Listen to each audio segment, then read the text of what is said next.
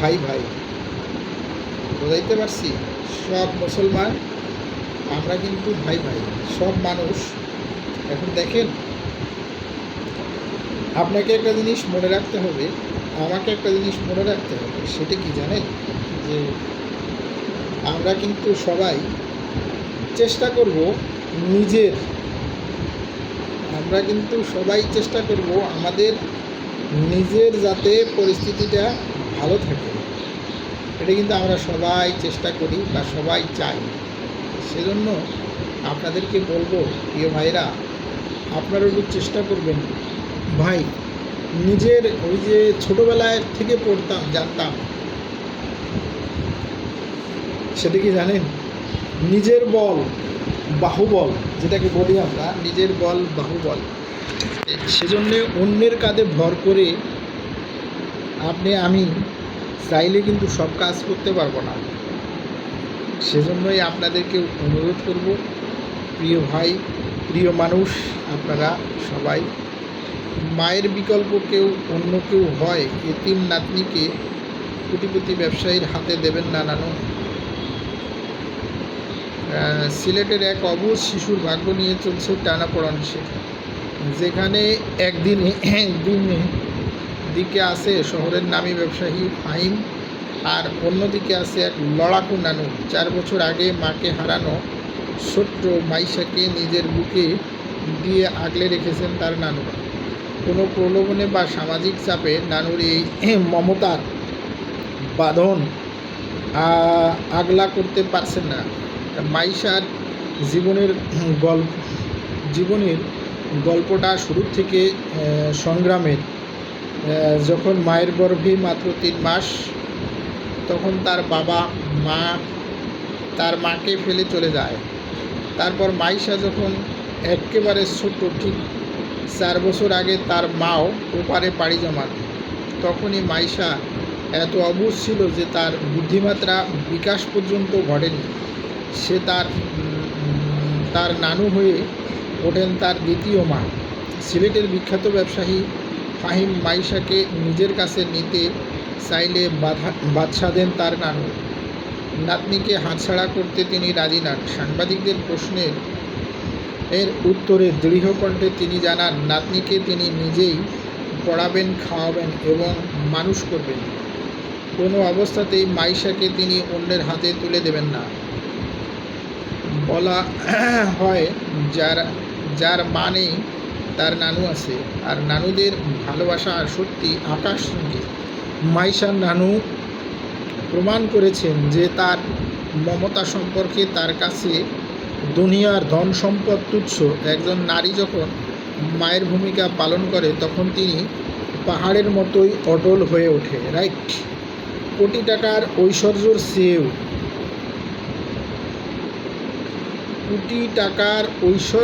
চেয়েও, একদম সত্যি কথা বলেছে। কোটি টাকার ঐশ্বর্যের চেয়েও নানু আর আঁচলতলায় নিরাপদে মাইশার জন্য এখন শ্রেষ্ঠ আশ্রয়। নানুরা কেবল নানুই হন, তারা এক অনন্য আশ্রয়দাত্রী। এক কথায়, টাকার প্রাচুর্য হয়তো আরাম দিতে পারে, কিন্তু মায়ের অভাব কেবল নানুর মতোই পূরণ করতে পারে। সিলেটের এই নানু আজ হাজারো মানুষের এক অনুকরণীয় আদর্শ। রক্তের টানে বনাম কোটিপতির অভিজাত্য মাইশাকে আগলে রাখা এখন নানুর জীবনযুদ্ধ। ফি আমানিল্লাহ, দোয়া ও ভালোবাসা রইল। এটাই হচ্ছে মানুষের জীবন যুদ্ধে আমি এক পরাজিত সৈনিক। জীবন যুদ্ধে মার্ক রুবিও। রে বাবা, মার্ক রুবিও ইরানের ইয়ারে খালি ফোন করতেছে। এই কি কয় হলো আপনার পররাষ্ট্রমন্ত্রী রে মার্ক রুবিও ফোন দিতেছে যুদ্ধ বন্ধ করার জন্য। যুদ্ধবিরতির জন্য। আরে মনু, এতদিন পরে বাড়ে পড়িছ মনু, এ মনু।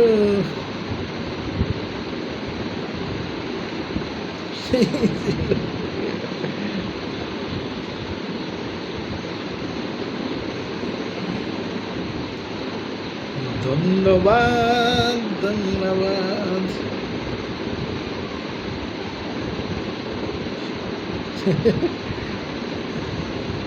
সবাই আপনারা ভাই, আমরা তো ভাই চিন্তা করি সব সময়, বিশেষ করে আমিও চিন্তা করি যে যাতে আমরা সবাই এই বিষয়টা বুঝতে পারি, মানতে পারি, এটা সবাই দেখবো আর কি ইনশাআল্লাহ। সবার জীবনে প্রেম আসে, তাই তো সবাই ভালোবাসে। ইরান ফিলিস্তিনিদের সতর্ক করেছে, বন্দীদের মৃত্যুদণ্ড কার্যকর করা হচ্ছে।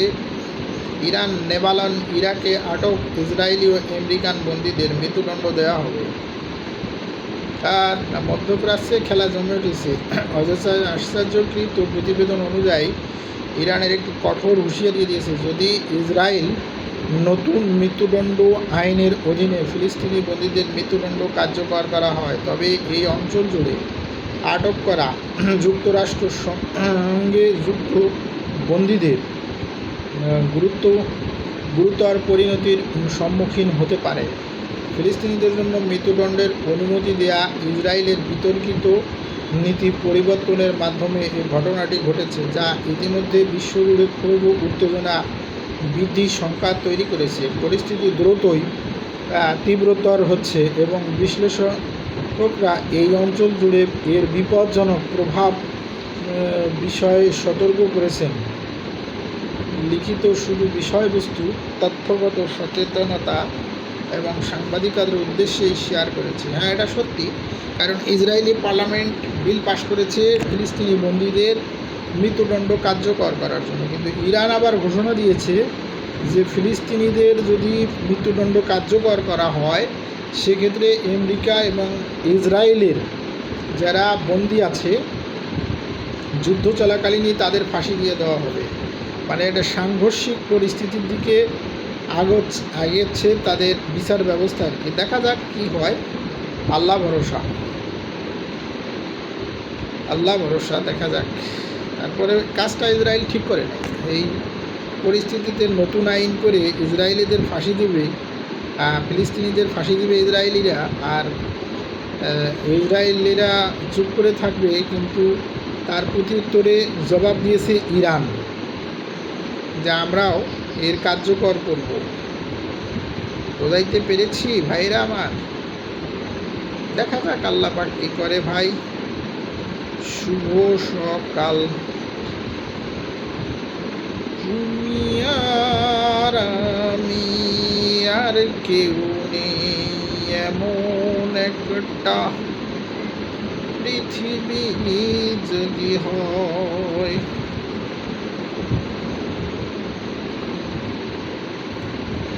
সব ব্যথা সয়ে যাবে নীরবে,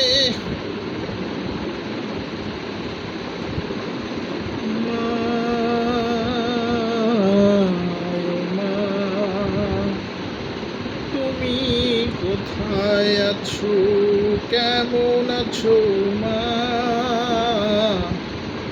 আমি জানি না মা গো, তুমি কোথায় আছো, কেমন আছো, আমি জানি না।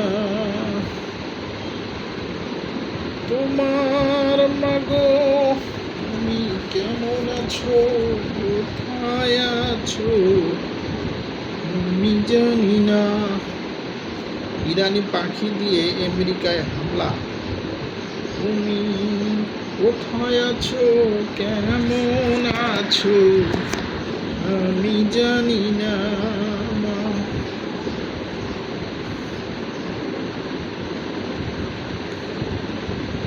তুমি কোথায় আছো, কেমন আছো, আমি জানি না গো, আমি জানি না। কোন গ্রামে হেমগো আমার একলা বৈশারায়, কোন দিন আইব কখন আইব খবর নিচ্ছে মায়, ফিরাই আইসা দেখি মাগো তুমি বেঁচে নেই, মা তুমি বেঁচে নেই, মাগো তুমি বেঁচে নেই,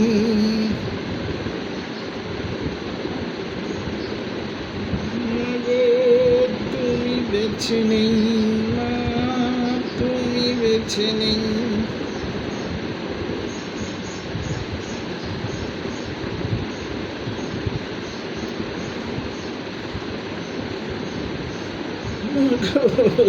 মেরে দিছে।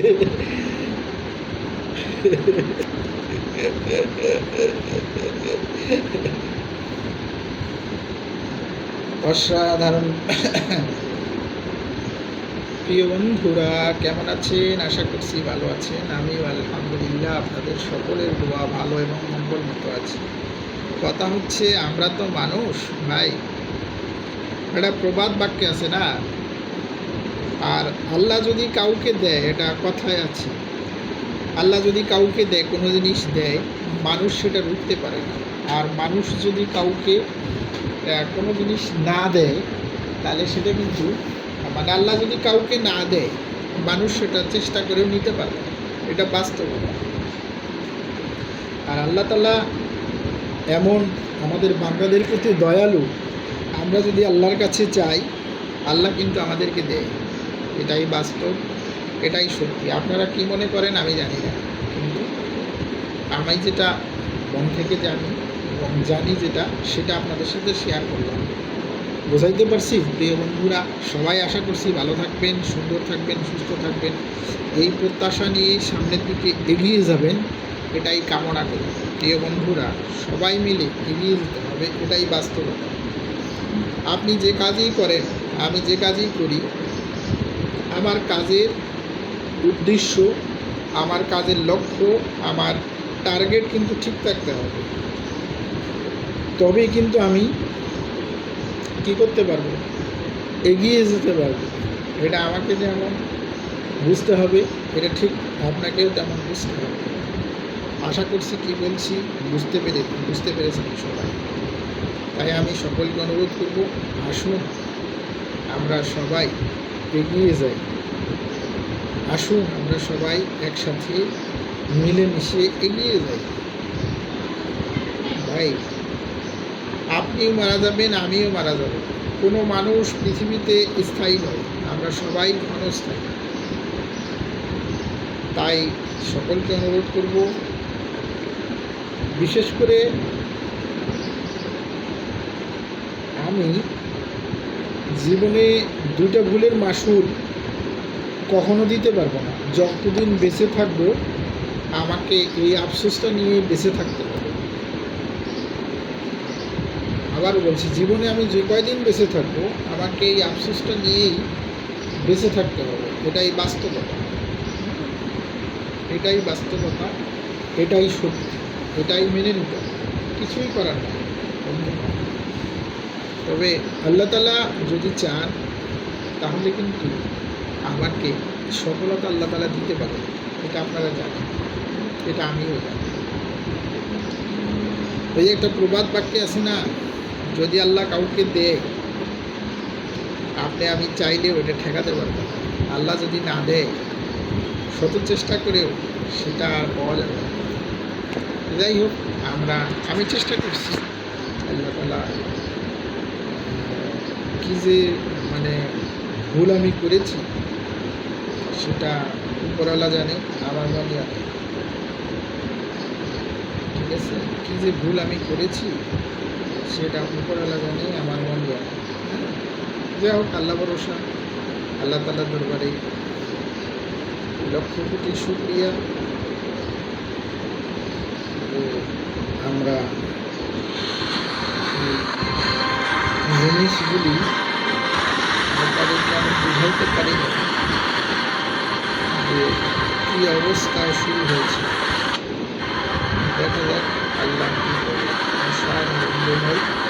কত সুন্দর একটা জিনিস, পরিষ্কার কত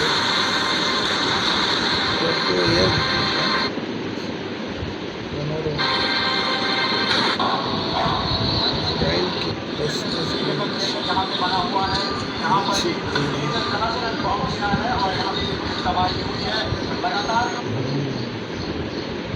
রাশিয়ার প্রেসিডেন্ট ভ্লাদিমির পুতিন পুরো মধ্যপ্রাচ্যের হিসাবটাই বদলে দিয়েছেন।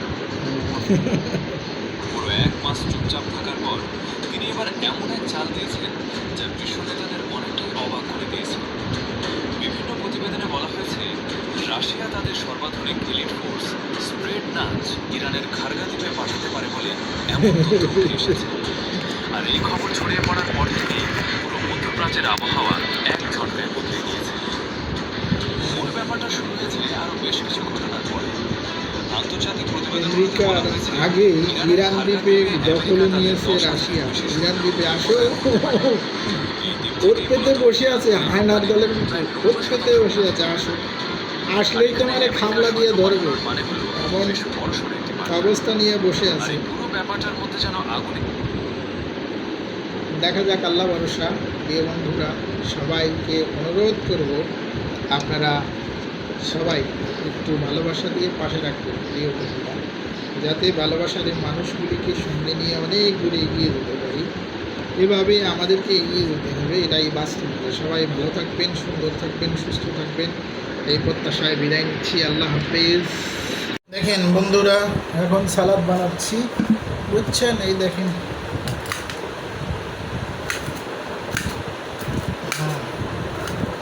এই সালাদ কাটতেছি বন্ধুরা, দেখেন এটা হলো সালাদ বানালাম। হ্যাঁ,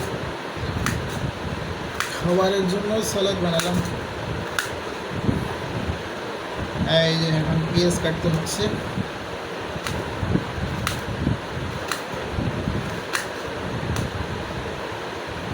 কারণ এক এক দিন এক এক মতো খাইতে হয়, না খাইলে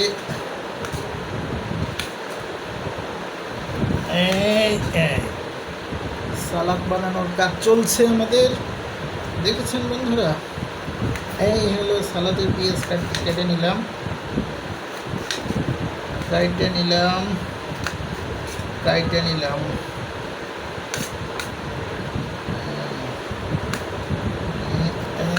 কাইটে নিলাম, কাইটে নিলাম সালাদ, কাইটে নিলাম। এই কাটা হয়ে গেল সালাদ। আল্লাহর রহমতে পেঁয়াজ কাটলাম, এখন কাটবো মরিচ। দেখেন বন্ধুরা, মরিচ কাটতেছি, এই মরিচ কাটলাম, মরিচ, সালাদ, মরিচ। এখন কাটবো টমেটো। এই যে টমেটো কাটতেছি বন্ধুরা, এই যে টমেটো কাটলাম, এই টমেটো কাটলাম, সালাদ বানাই নিলাম।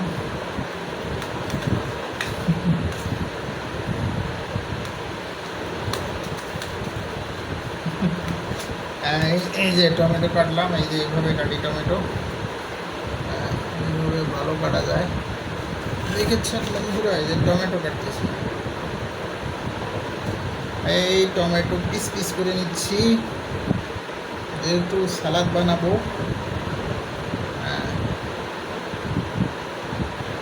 এই যে সালাদ, টমেটো কাটলাম, এবং আরেকটা টমেটো কেটে নেই।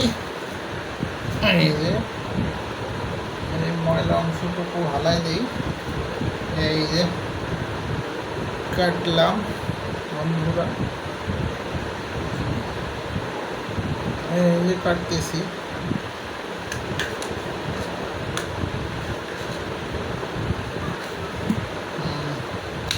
আবে যা না, একটু নরম হয়ে গেছে টমেটোটা বেশি, সেজন্য কাটতে একটু কষ্ট হচ্ছে বন্ধুরা, ঠিক আছে।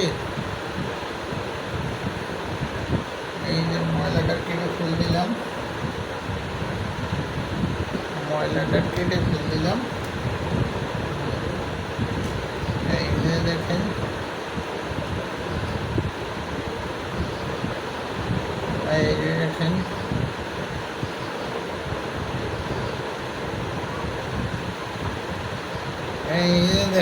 কাটা হলো টমেটো, আর একটা গাড়ি। এই টমেটো কাটছি বন্ধুরা, এই দেখেন।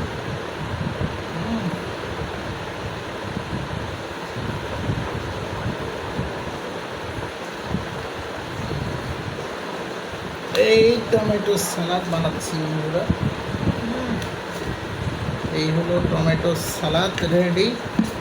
এখন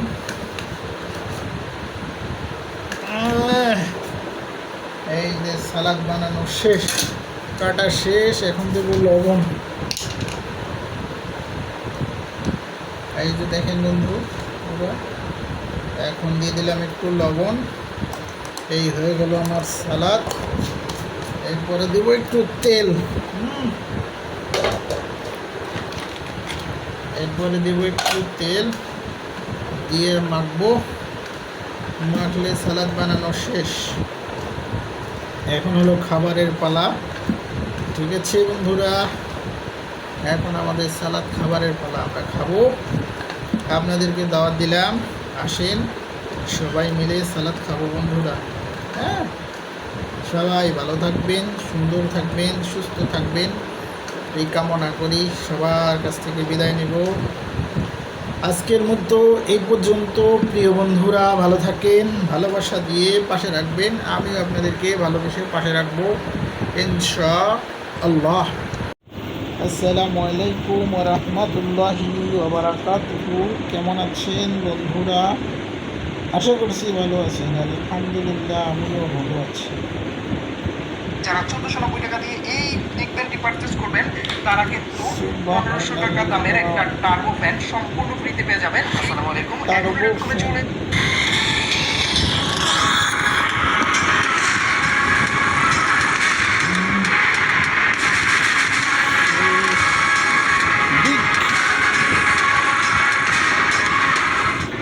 নমস্কার, গুড ইভিনিং। আমি ইলমা Syed and you're watching The Big Story।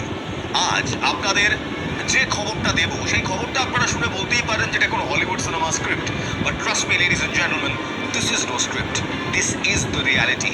একটা 6500 বছর পুরনো সাম্রাজ্যের সঙ্গে যুদ্ধ করতে গিয়েছে একটা 250 বছর পুরনো দেশ, এবং ফল সেটাই হচ্ছে যেটা হওয়ার ছিল।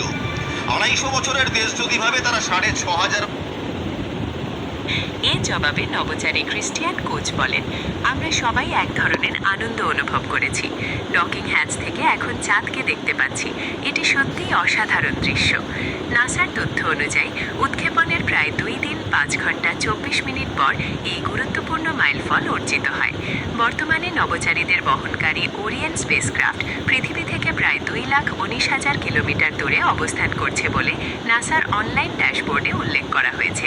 এ বিষয়ে সামাজিক যোগাযোগ মাধ্যমে নাসা জানায়, আমরা এখন পথের অর্ধেকটা পেরিয়ে এসেছি। আপনি যদি মুসলিমদের পাশে থাকতে চান তাহলে ভিডিওতে লাইক করে চ্যানেলটি অবশ্যই সাবস্ক্রাইব করে দিবেন এবং কমেন্টে জানিয়ে দিবেন আপনার মূল্যবান মতামত। পাকিস্তানে ভারী বৃষ্টি ও আকস্মিক বন্যায় 9 জনের মৃত্যু। পাকিস্তানের বেলুচিস্তানে ভারী বৃষ্টি ও আকস্মিক বন্যায় কমপক্ষে 9 জনের মৃত্যু হয়েছে। আহত হয়েছে প্রায় 1 ডজন মানুষ।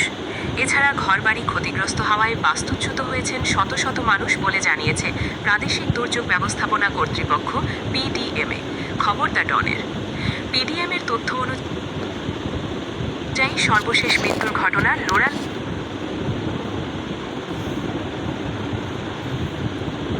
আল্লাহু আকবার। জেলায় ঘটেছে। সেখানে বন্যার পানিতে ডুবে 2 শিশু মারা যায় ও ঝোপ জেলায় ঘরের ছাদ ও দেয়াল ধসে পড়ায় নারী ও শিশু সহ বেশ কয়েকজন আহত হয়েছেন। সংস্থাটি জানায়, গত 20 মার্চ থেকে টানা বৃষ্টি ও বন্যায় এখন পর্যন্ত 9 জন নিহত এবং আরও 10 জন আহত হয়েছেন। নিহতদের মধ্যে নারী, পুরুষ ও শিশু রয়েছেন। তাদের মৃত্যুর কারণ হিসেবে ডুবে যাওয়া, বজ্রপাত এবং ঘরের ছাদ ও দেয়াল ধসে পড়ার ঘটনা উল্লেখ করা হয়েছে। প্রতিবেদনে আরও বলা হয়েছে, অবিরত ভারী বর্ষণে বিভিন্ন জেলায় ঘরবাড়ি ক্ষতিগ্রস্ত ও ফসল নষ্ট হয়েছে। কাচ্ছি, ঝোপ, কিলা আবদুল্লাহ ও হারমা জেলায় অন্তত 150টি বাড়ি ক্ষতিগ্রস্ত হয়েছে। এর মধ্যে 28টি সম্পূর্ণ ধ্বংস হয়েছে এবং 122টি আংশিকভাবে ক্ষতিগ্রস্ত। কাচ্ছিতে সবচেয়ে বেশি, প্রায় 100টি বাড়ি ক্ষতিগ্রস্ত হয়েছে। ভারী বৃষ্টিতে যোগাযোগ ব্যবস্থাও মারাত্মকভাবে ব্যাহত হয়েছে। বিশেষ করে হারনাই ও কোহনু জেলায় বেশ কয়েকটি মহাসড়ক ও সংযোগ সড়ক বন্ধ হয়ে যাওয়ায় যাতায়াতে বিঘ্ন ঘটছে। আপনি যদি মুসলিমদের পাশে থাকতে চান তাহলে ভিডিওতে লাইক করে চ্যানেলটি অবশ্যই সাবস্ক্রাইব করে দিবেন এবং কমেন্টে জানিয়ে দিবেন আপনার মূল্যবান মতামত। মার্কিন পাইলটকে জীবিত পেতে মরিয়া কেন যুক্তরাষ্ট্র ইরান? ইরানে আগ্রাসন চালাতে গিয়ে সংঘাতের 35তম দিন শুক্রবার 3 এপ্রিল ধ্বংসাত্মক পরিণতি দেখেছে যুক্তরাষ্ট্র। এদিন নিজ ভূমিতে একটি মার্কিন F-15 যুদ্ধবিমান ধ্বংস করেছেন ইসলামী প্রজাতন্ত্রের সেনারা। এরপর থেকে বিমানটির 2 পাইলটকে হন্যে হয়ে খুঁজছে ওয়াশিংটন ও তেহরান। শুক্রবার রাতে যুক্তরাষ্ট্র দাবি করে যে তারা 1 পাইলটকে জীবিত উদ্ধার করতে সক্ষম হয়েছে। তবে এর আগে 2 বৈমানিককে ধরতে জনপ্রতি $60,000 পুরস্কার ঘোষণা করে ইরান। সেই থেকে প্রশ্ন উঠছে যে উভয় রাষ্ট্র মার্কিন পাইলটদের জীবিত পেতে কেন এত মরিয়া। পাইলটের খোঁজে ইরানে অনুসন্ধান ও উদ্ধার অভিযান চালাচ্ছে যুক্তরাষ্ট্র। অপরদিকে তেহরানের সামরিক ও আধা সামরিক বাহিনীর সঙ্গে তন্ন করে খুঁজছে সাধারণ নাগরিকরাও। বিবিসি নিউজ আন্তর্জাতিক সংবাদে আপনাকে স্বাগতম। শুরুতেই সংবাদ শিরোনাম, এরপর বিস্তারিত। আফগানিস্তানের শক্তিশালী ভূমিকম্পে একই পরিবারের 8 জন নিহত। চন্দ্র অভিযান, কতটুকু পথ পাড়ি দিলেন নভোচারীরা, জানালো নাসা। পাকিস্তানে ভারী বৃষ্টি ও আকস্মিক বন্যায় 9 জনের মৃত্যু। মার্কিন পাইলটকে জীবিত পেতে মরিয়া কেন যুক্তরাষ্ট্র ইরান? আপনি যদি মুসলিমদের পাশে থাকতে চান তাহলে ভিডিওতে লাইক করে চ্যানেলটি অবশ্যই সাবস্ক্রাইব করে দিবেন এবং কমেন্টে জানিয়ে দিবেন আপনার মূল্যবান মতামত।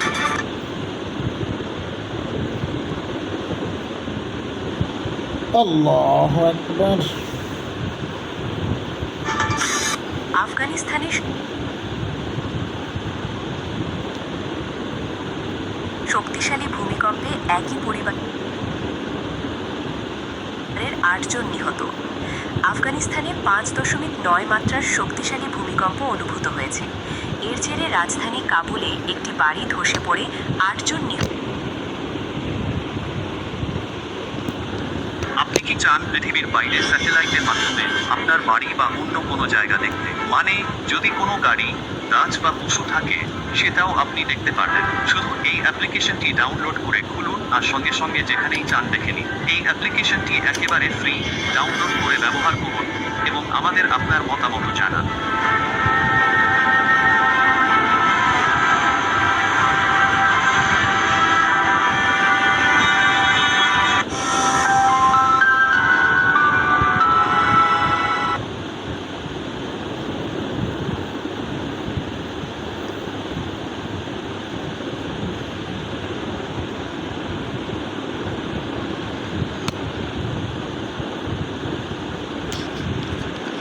সম্ভাব্য ঘটনাস্থল দেশটির দক্ষিণ পশ্চিমাঞ্চল ঘিরে রেখেছে IRGC সদস্যরা।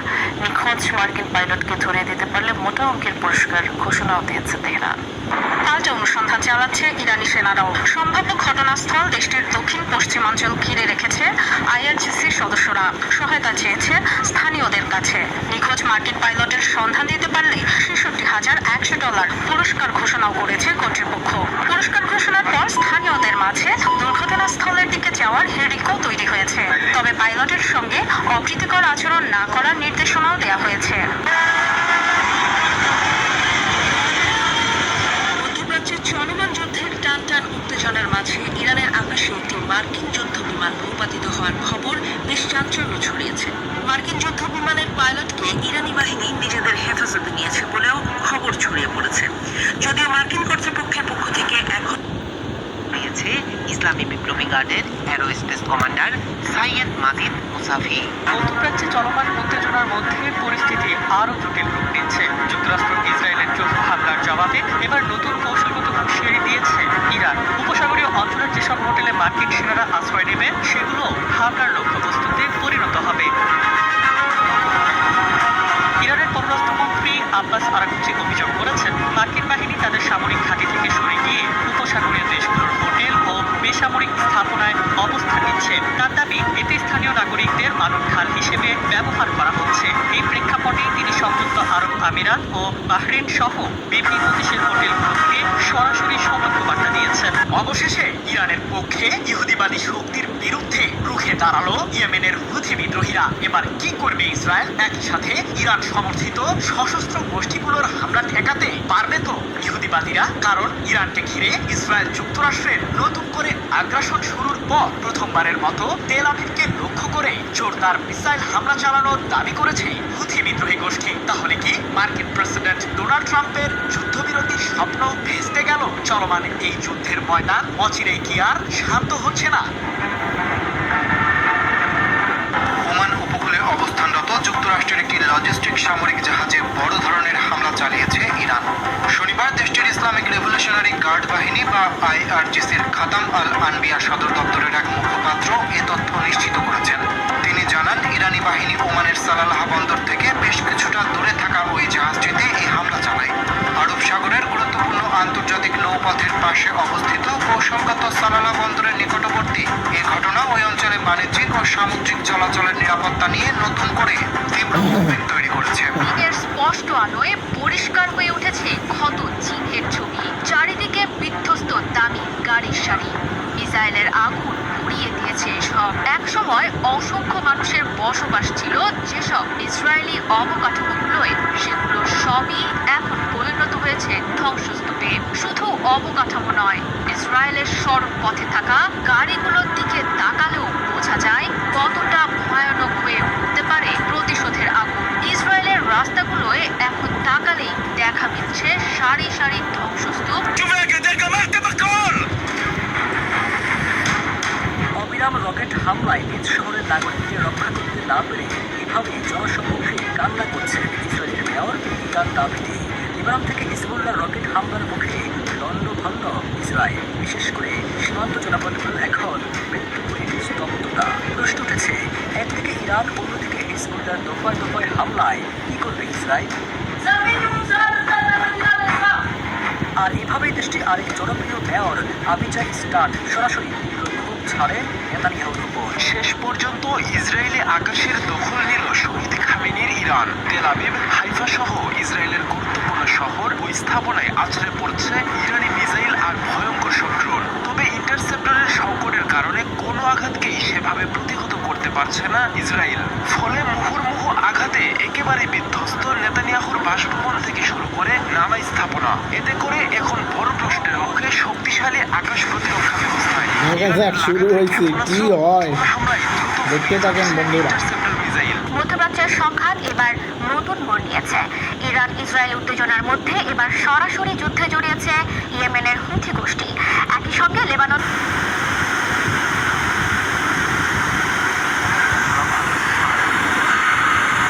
মিসাইল সাইরেনের আর্তনাদে প্রকম্পিত ইসরায়েল থেকে শুরু করে পারস্য উপসাগরের মার্কিন সামরিক ঘাঁটিগুলো। শুক্রবার শেষ রাতে ইরানি বাহিনী তাদের আলোচিত অপারেশন ট্রু প্রমিস 4-এর 83তম ধাপের ভয়াবহ আক্রমণ চালিয়েছে। বিস্ফোরণের প্রচণ্ডতায় কেঁপে ওঠে ইসরায়েলের গুরুত্বপূর্ণ শহর আজদোদ। ইরানের অ্যারোস্পেস এবং নৌবাহিনীর সমন্বিত এই হামলায় আজদোদ শহরের তেল শোধনাগার এবং সামরিক অবস্থানগুলো আগুনের কুণ্ডলিতে পরিণত হয়। ইরান আমেরিকার পাল্টাপাল্টি হামলায় ঘেরাও মার্কিন যুদ্ধজাহাজ। পারস্য উপসাগর সংকট এখন কূটনৈতিক টেবিল ছেড়ে সরাসরি যুদ্ধক্ষেত্রে পৌঁছে গেছে। ইরান মার্কিন রণতরী ঘেরাও করার মতো সামরিক সাহস দেখিয়েছে, যা ওয়াশিংটনের জন্য এক বড় ধাক্কা। কেউ জানতো না, কেউ আন্দাজও করতে পারেনি। প্রাণের চোখ এড়িয়ে নিঃশব্দে এমন একটা ঘটনা ঘটে গেছে যা আন্তর্জাতিক রাজনীতির পুরো সমীকরণ উল্টে দেওয়ার ক্ষমতা রাখে। আমেরিকা আর ইরান এতদিন ধরে যে লুকোচুরি খেলা খেলে আসছিল, সেটা এখন আর খেলা নেই, বরং দুই পক্ষই এখন এক জায়গায় এসে দাঁড়িয়েছে। সেখান থেকে পেছনে ফেরার রাস্তা প্রায় বন্ধ হয়ে যাচ্ছে। মধ্যপ্রাচ্যের উত্তপ্ত মরুভূমি থেকে আজ যে আগুনের ঝিলিক বিশ্ব মঞ্চকে তটস্থ করে তুলছে, তার নাম ইরান। তেল বা ভৌগোলিক অবস্থানের চীনা সমীকরণ ছাপিয়ে তেহরান এখন এক সামরিক গেম চেঞ্জার। কয়েক দশকের নিষেধাজ্ঞা আর অবরোধকে বুড়ো আঙ্গুল দেখিয়ে দেশটি গড়ে তুলেছে এমন এক মিসাইল ভান্ডার, যা কেবল রক্ষণাত্মক ঢাল নয়, বরং শত্রু শিবিরের হৃদকম্পন বাড়িয়ে দেওয়া এক পরণঘাতী তলোয়ার। 28 ফেব্রুয়ারি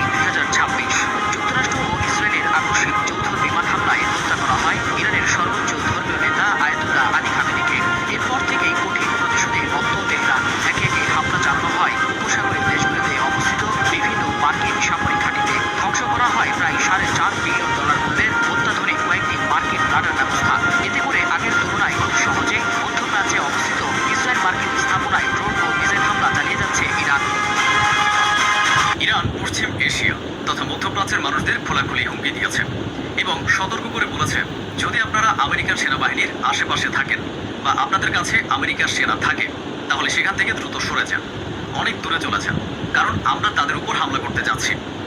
রিপোর্ট অনুযায়ী ইরান এখন আরো বড় এবং বিপজ্জনক হামলার প্রস্তুতি নিচ্ছে। এর মানে এই নয় যে ইরানের উপর হামলা হচ্ছে না, বরং ইরানের কাছে আর কোনো বিকল্প রাখা হয়নি। ইরানের উপর এত বড় আকারে হামলা হয়েছে যে যখন সেখানে বোমাবর্ষণ হয় তখন মাটি এমনভাবে কাঁপে যেন ভূমিকম্প হচ্ছে। এমন পরিস্থিতিতে ইরানের পূর্ণ অধিকার আছে যে তারা পাল্টা বড় আক্রমণ চালাবে। ইরান ইতিমধ্যেই বেশ কয়েকটি ট্যাঙ্কার ধ্বংস করেছে। ইরানে ইসরায়েল যুক্তরাষ্ট্রের আগ্রাসনের পর থেকেই প্রতিশোধের আগুনে জ্বলছে তেহরান। পাল্টা হামলায় এবার একের পর এক অত্যাধুনিক ক্ষেপণাস্ত্র বের করা হচ্ছে দেশটির বাংকার থেকে। আর এসব ক্ষেপণাস্ত্র যেন রীতিমতো তাণ্ডব চালাচ্ছে ইসরায়েলের বিভিন্ন এলাকায়। তেল আবিবের সর্বাধুনিক প্রতিরক্ষা ব্যবস্থাকে যেন ফাঁকি দিয়েই চূর্ণ বিচূর্ণ করছে নেতানিয়াহুর দাম্ভিকতা। এবার তেল আবিবে ভেলকি দেখালো ইরানের অত্যাধুনিক একটি ক্ষেপণাস্ত্র, যা একে একে 11 স্থানে হামলা চালিয়ে লণ্ডভণ্ড করে দিয়েছে শহরের বিভিন্ন এলাকা। মধ্যপ্রাচ্যের উত্তপ্ত রণাঙ্গনে ইরান যেন একের পর এক মারণাস্ত্র উন্মোচন করে পুরো বিশ্বকে হতবাক করে দিচ্ছে। একে একে তাদের প্রকাশ করা গোপন বাংকারের ভিডিওতে দেখা গেছে অত্যাধুনিক সব ড্রোন, দূরপাল্লার ব্যালিস্টিক মিসাইল, এমনকি মিসাইল বহনকারী স্পিড বোটের বিশাল ও ভয়ঙ্কর বহর। এসব দেখেই যখন পশ্চিমা বিশ্ব স্তব্ধ, ঠিক তখনই ইরান এবার এমন এক আকাশযানের পরীক্ষা চালালো যা দেখে পেন্টাগন থেকে শুরু করে ইসরায়েলের শীর্ষ সামরিক কর্তারাও নড়ে চড়ে বসতে বাধ্য হয়েছেন। আন্তর্জাতিক ভূরাজনীতির খবর যারা রাখেন তারা স্বীকার করবেন আন্তর্জাতিক রাজনীতিতে শক্তি শেষ কথা। আর তাই বিশ্ব পরাশক্তিরা কখনোই চায় না অন্য কেউ শক্তিশালী হয়ে তাদের আধিপত্যকে চ্যালেঞ্জ করুক। তারা নিজেদের শ্রেষ্ঠত্ব ধরে রাখতে চায়। তবে এক্ষেত্রে ব্যতিক্রম উত্তর কোরিয়া। যুক্তরাষ্ট্র ও পশ্চিমাদের চাপ প্রত্যাখ্যান করে পরমাণু শক্তিধর রাষ্ট্র হয়ে ওঠে উত্তর কোরিয়া। এবার পরমাণু অস্ত্র নিয়ে চাঞ্চল্যকর মন্তব্য করলেন দেশটির সর্বোচ্চ নেতা কিম জং উন। একের পর এক হামলার মুখেও অক্ষত দাঁড়িয়ে আছে ইরানের পারমাণবিক কেন্দ্র। যুক্তরাষ্ট্র ইসরায়েলের ধারাবাহিক অগ্রাসনের মধ্যেও টিকে থাকে, বরং প্রমাণ করেছে ইরানের প্রযুক্তিগত দৃঢ়তা, প্রতিরক্ষা প্রস্তুতি কতটা শক্তিশালী। গেল শুক্রবার গভীর রাতে ইরানের শহরে পারমাণবিক বিদ্যুৎ কেন্দ্রে ইসরায়েলের সর্বশেষ হামলাটি ছিল তৃতীয়বারের বংশচেষ্টা। এটি স্পষ্ট বার্তা দেয় ইরানের কৌশলগত অবকাঠামোকে লক্ষ্য করে পরিকল্পিত চাপ সৃষ্টি করে প্রতিবারের মতো এবারও ব্যর্থ আক্রমণকারীরা। খামেনিকে হত্যা করে ভেনেজুয়েলার মতো উন্নত লিডার বসাতে চেয়েছিল ট্রাম্প, কিন্তু বাস্তবে আরো কট্টর খামেনি ক্ষমতায় বসেছে, যার বাবা মা, স্ত্রী, বোন, বোনের ছেলে, মেয়ে সবাই আমেরিকার হাতে শহীদ হয়েছে। ট্রাম্প ভেবেছিল খামেনিকে আর টপ মিলিটারি লিডারশিপকে মেরে ফেলতে পারলে ইরান আত্মসমর্পণ করবে, 12 দিনের যুদ্ধের মতো দ্রুত বিজয় পাবে। কিন্তু বাস্তবে তার উল্টো। 3 সপ্তাহের মাথায় ইরান এখনও আলোচনায় বসার প্রস্তাবেই পাত্তা দিচ্ছে না। ট্রাম্প আর নেতানিয়াহু আশা করেছিল ইরানের সরকার বিরোধীরা দলে দলে রাস্তায় নেমে আসবে। উল্টো আক্রমণের ফলে ইরানিদের কাছে অভ্যন্তরীণ বিরোধিতার চেয়ে জাতীয়তাবাদী বড় হয়ে উঠেছে। ইরানের বিরুদ্ধে মার্কিন ইসরায়েলি আগ্রাসন বন্ধ না করলে সরাসরি সামরিক হস্তক্ষেপ করার জন্য প্রস্তুত বলে ঘোষণা করেছে ইয়েমেন।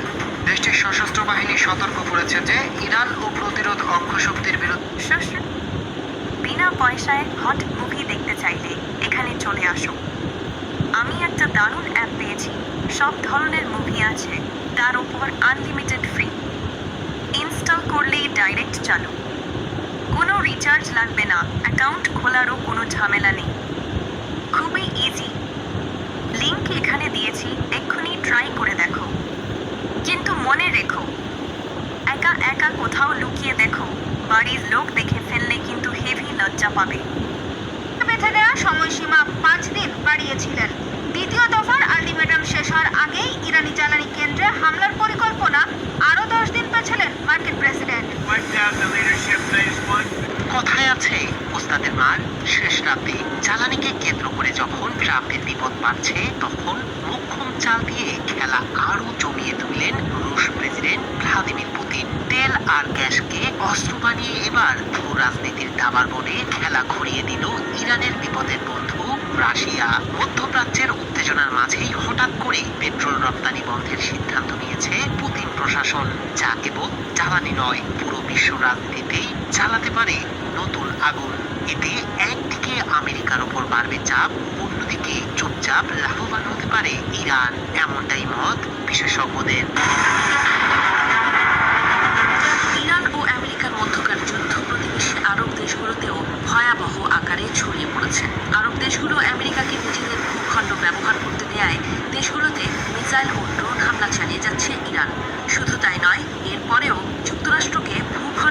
ব্যবহার করতে দেয় আরব দেশগুলোকে কাঠগড়ায় দাঁড় করিয়েছে ইরান। সংযুক্ত আরব আমিরাত, কাতার ও সৌদি আরব যুক্তরাষ্ট্রকে তাদের ভূখণ্ড ও আকাশসীমা ব্যবহার করতে দিয়ে ইরানের ওপর হামলায় সহায়তা করেছে বলে অভিযোগ তুলেছে তেহরান। যুদ্ধ শুরুর দিকে ইরান বলেছিল চোখের বদলে চোখ, দাঁতের বদলে দাঁত, কিন্তু এখন ইরান বলছে শুধু বদলা নয়, অনেক বড় কিছুই তারা আমেরিকা ইসরায়েলের করবে। এবার ইরান নিতে যাচ্ছে এমন বদলা যা সৃষ্টি করবে মহাপ্রলয়।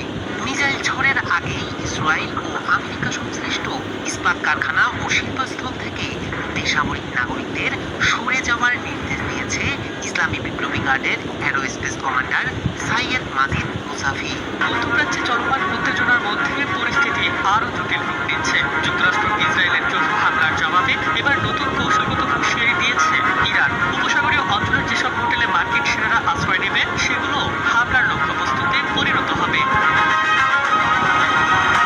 ইরানের পররাষ্ট্রমন্ত্রী আব্বাস আরাগচি অভিযোগ করেছেন, মার্কিন বাহিনী তাদের সামরিক ঘাঁটি থেকে সরে গিয়ে উপসাগরীয় দেশগুলোর হোটেল ও বেসামরিক স্থাপনায় অবস্থান নিচ্ছে। তার দাবি, এতে স্থানীয় নাগরিকদের মানব ঢাল হিসেবে ব্যবহার করা হচ্ছে। এই প্রেক্ষাপটেই তিনি সংযুক্ত আরব আমিরাত ও বাহরিন সহ বিভিন্ন দেশের হোটেলগুলোকে সরাসরি সতর্কবার্তা দিয়েছেন। অবশেষে ইরানের পক্ষে ইহুদিবাদী শক্তির বিরুদ্ধে রুখে দাঁড়ালো ইয়েমেনের হুথি বিদ্রোহীরা। এবার কি করবে ইসরায়েল? একই সাথে ইরান সমর্থিত সশস্ত্র গোষ্ঠীগুলোর হামলা ঠেকাতে পারবে তো ইহুদিবাদীরা? কারণ ইরানকে ঘিরে ইসরায়েল যুক্তরাষ্ট্রের নতুন করে আগ্রাসন শুরুর পর প্রথমবারের মতো তেল আবিবকে লক্ষ্য করে জোরদার মিসাইল হামলা চালানোর দাবি করেছে হুথি বিদ্রোহী গোষ্ঠী। তাহলে কি মার্কিন প্রেসিডেন্ট ডোনাল্ড ট্রাম্পের যুদ্ধবিরতির স্বপ্ন ভেস্তে গেল? চলমান এই যুদ্ধের ময়দান অচিরেই কি আর শান্ত হচ্ছে না? ওমান উপকূলে অবস্থানরত যুক্তরাষ্ট্রের একটি লজিস্টিক সামরিক জাহাজে বড় ধরনের হামলা চালিয়েছে ইরান। শনিবার দেশটির ইসলামিক রেভলিউশনারি গার্ড বাহিনী বা আইআরজিসির খাতাম আল আনবিয়া সদর দপ্তরের এক মুখপাত্র এ তথ্য নিশ্চিত করেছেন। তিনি জানান, ইরানি বাহিনী ওমানের সালালাহ বন্দর থেকে বেশ কিছুটা দূরে থাকা ওই জাহাজটিতে এই হামলা চালায়। আরব সাগরের গুরুত্বপূর্ণ আন্তর্জাতিক নৌপথের পাশে অবস্থিত কৌশলগত সালালাহ বন্দরের নিকটবর্তী এ ঘটনা ওই অঞ্চলে বাণিজ্যিক ও সামুদ্রিক চলাচলের নিরাপত্তা নিয়ে নতুন করে তীব্র উদ্বেগ তৈরি করেছে। দিনের স্পষ্ট আলোয় পরিষ্কার হয়ে উঠেছে ক্ষত চিহ্নের ছবি। চারিদিকে বিধ্বস্ত দামি গাড়ির সারি, মিসাইলের আগুন পুড়িয়ে দিয়েছে সব। এক সময় অসংখ্য মানুষের বসবাস ছিল যেসব ইসরায়েলি অবকাঠামোগুলোয়, সেগুলো সবই এখন পরিণত হয়েছে ধ্বংসস্তূপে। শুধু অবকাঠামো নয়, ইসরায়েলের সড়ক পথে থাকা গাড়িগুলোর দিকে তাকালেও বোঝা যায় কতটা ভয়ানক হয়ে উঠতে পারে প্রতিশোধের আগুন। ইসরায়েলের রাস্তাগুলোয় এখন তাকালেই দেখা মিলছে সারি সারি ধ্বংসস্তূপ। অবিরাম রকেট হামলায় নিজ শহরের নাগরিকদের রক্ষা করতে না পেরে এভাবেই জনসম্মুখে কান্না করছেন ইসরায়েলের মেয়র ইতান দাভিদি। লিবানন থেকে হিজবুল্লাহর রকেট হামলার মুখে লণ্ডভণ্ড ইসরায়েল, বিশেষ করে সীমান্ত জনপদগুলো এখন মৃত্যুপুরীর স্তব্ধতা। প্রশ্ন উঠেছে, একদিকে ইরান, অন্যদিকে হিজবুল্লাহর দফায় দফায় হামলায় কি করবে ইসরায়েল? আর এভাবেই দেশটির আরেক জনপ্রিয় মেয়র আবিচাই স্টার্ট সরাসরি ক্ষোভ ছাড়ে নেতানিয়াহুর উপর। শেষ পর্যন্ত ইসরায়েলি আকাশের দখল নিল শহীদ খামেনির ইরান। তেল আবিব, হাইফা সহ ইসরায়েলের গুরুত্বপূর্ণ শহর ও স্থাপনায় আছড়ে পড়ছে ইরানি মিসাইল আর ভয়ঙ্কর শত্রুর। তবে ইন্টারসেপ্টরের সংকটের কারণে কোনো আঘাতকেই সেভাবে প্রতিহত করতে পারছে না ইসরায়েল। ফলে মুহুর্মুহু আঘাতে একেবারে বিধ্বস্ত নেতানিয়াহুর বাসভবন থেকে শুরু করে নানা স্থাপনা। এতে করে এখন বড় প্রশ্নের মুখে শক্তিশালী আকাশ প্রতিরক্ষা ব্যবস্থায় ইরানের লাগাতার ক্ষেপণাস্ত্র ও ড্রোন হামলায় দ্রুত। Getting non-stop spam calls every day. Icon Spam Blocker puts an end to them automatically. Block unknown callers. Identify spammers in real time. 50 million plus users trust Icon. Download Icon now. এই সংঘাত কোথায় গিয়ে থামবে? আকাশ থেকে ধেয়ে আসছে ঝাঁকে ঝাঁকে ড্রোন আর প্রিসিশন মিসাইল। সাইরেনের আর্তনাদে প্রকম্পিত ইসরায়েল থেকে শুরু করে পারস্য উপসাগরের মার্কিন সামরিক ঘাঁটিগুলো। শুক্রবার শেষ রাতে ইরানি বাহিনী তাদের আলোচিত অপারেশন ট্রু প্রমিস 4-এর 83তম ধাপের ভয়াবহ আক্রমণ চালিয়েছে। বিস্ফোরণের প্রচণ্ডতায় কেঁপে ওঠে ইসরায়েলের গুরুত্বপূর্ণ শহর আজদোদ। ইরানের অ্যারোস্পেস এবং নৌবাহিনীর সমন্বিত এই হামলায় আজদুদ শহরের তেল শোধনাগার এবং সামরিক অবস্থানগুলো আগুনের কুণ্ডলীতে পরিণত হয়। ইরান আমেরিকার পাল্টাপাল্টি হামলায় ঘেরাও মার্কিন যুদ্ধজাহাজ পারস্য উপসাগর সংকট এখন কূটনৈতিক টেবিল ছেড়ে সরাসরি যুদ্ধক্ষেত্রে পৌঁছে গেছে। ইরান মার্কিন রণতরী ঘেরাও করার মতো সামরিক সাহস দেখিয়েছে, যা ওয়াশিংটনের জন্য এক বড় ধাক্কা। কেউ জানতো না, কেউ আন্দাজও করতে পারেনি রাডারের চোখ এড়িয়ে নিঃশব্দে এমন একটা ঘটনা ঘটে গেছে যা আন্তর্জাতিক রাজনীতির পুরো সমীকরণ উল্টে দেওয়ার ক্ষমতা রাখে। আমেরিকা আর ইরান এতদিন ধরে যে লুকোচুরি খেলা খেলে আসছিল, সেটা এখন আর খেলা নেই, বরং দুই পক্ষই এখন এক জায়গায় এসে দাঁড়িয়েছে। সেখান থেকে পেছনে ফেরার রাস্তা প্রায় বন্ধ হয়ে যাচ্ছে। মধ্যপ্রাচ্যের উত্তপ্ত মরুভূমি থেকে আজ যে আগুনের ঝিলিক বিশ্ব মঞ্চকে তটস্থ করে তুলছে, তার নাম ইরান। তেল বা ভৌগোলিক অবস্থানের চেনা সমীকরণ ছাপিয়ে তেহরান এখন এক সামরিক গেম চেঞ্জার। কয়েক দশকের নিষেধাজ্ঞা আর অবরোধকে বুড়ো আঙুল দেখিয়ে দেশটি গড়ে তুলেছে এমন এক মিসাইল ভান্ডার, যা কেবল রক্ষণাত্মক ঢাল নয়, বরং শত্রু শিবিরের হৃদকম্পন বাড়িয়ে দেওয়া এক পরণঘাতী তলোয়ার। 28 ফেব্রুয়ারি 2026 যুক্তরাষ্ট্র ও ইসরায়েলের আকস্মিক যৌথ বিমান হামলায় হত্যা করা হয় ইরানের সর্বোচ্চ ধর্মীয় নেতা আয়াতুল্লাহ আলী খামেনিকে। এরপর থেকেই কঠিন প্রতিশোধে নত তেহরান। একে একে হামলা চালানো হয় উপসাগরীয় দেশগুলিতে অবস্থিত বিভিন্ন মার্কিন সামরিক ঘাঁটিতে। ধ্বংস করা হয় প্রায় $4.5 বিলিয়ন মূল্যের অত্যাধুনিক কয়েকটি মার্কিন রাডার ব্যবস্থা। এতে করে আগের তুলনায় খুব সহজেই মধ্যপ্রাচ্যে অবস্থিত ইসরায়েল মার্কিন স্থাপনায় ড্রোন ও মিসাইল হামলা চালিয়ে যাচ্ছে ইরান। ইরান পশ্চিম এশিয়া তথা মধ্যপ্রাচ্যের মানুষদের খোলাখুলি হুমকি দিয়েছে এবং সতর্ক করে বলেছে, যদি আপনারা আমেরিকান সেনাবাহিনীর আশেপাশে থাকেন বা আপনাদের কাছে আমেরিকার সেনা থাকে, তাহলে সেখান থেকে দ্রুত সরে যান, অনেক দূরে চলে যান, কারণ আমরা তাদের উপর হামলা করতে যাচ্ছি। রিপোর্ট অনুযায়ী ইরান এখন আরও বড় এবং বিপজ্জনক হামলার প্রস্তুতি নিচ্ছে। এর মানে এই নয় যে ইরানের উপর হামলা হচ্ছে না, বরং ইরানের কাছে আর কোনো বিকল্প রাখা হয়নি। ইরানের উপর এত বড় আকারে হামলা হয়েছে যে যখন সেখানে বোমাবর্ষণ হয়, তখন মাটি এমনভাবে কাঁপে যেন ভূমিকম্প হচ্ছে। এমন পরিস্থিতিতে ইরানের পূর্ণ অধিকার আছে যে তারা পাল্টা বড় আক্রমণ চালাবে। ইরান ইতিমধ্যেই বেশ কয়েকটি ট্যাঙ্কার ধ্বংস করেছে।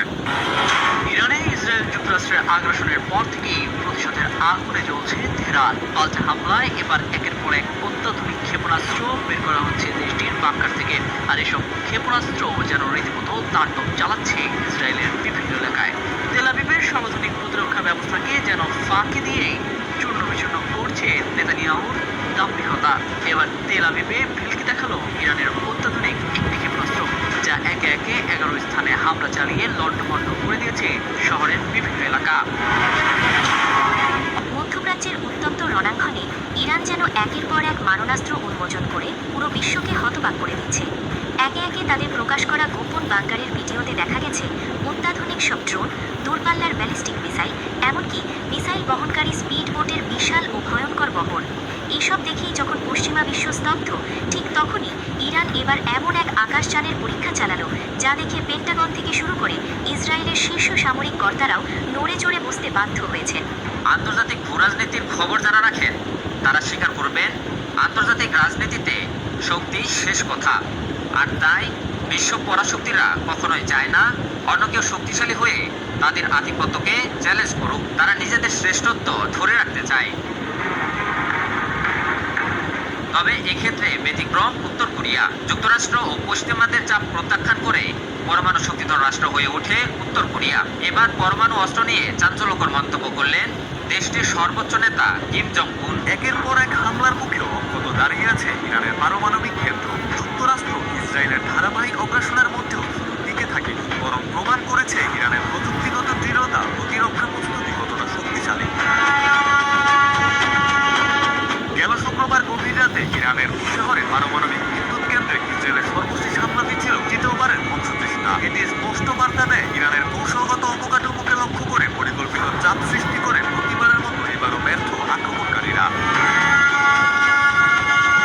খামেনিকে হত্যা করে ভেনেজুয়েলার মতো উন্নত লিডার বসাতে চেয়েছিল ট্রাম্প, কিন্তু বাস্তবে আরো কট্টর খামেনি ক্ষমতায় বসেছে, যার বাবা মা, স্ত্রী, বোন, বোনের ছেলে, মেয়ে সবাই আমেরিকার হাতে শহীদ হয়েছে।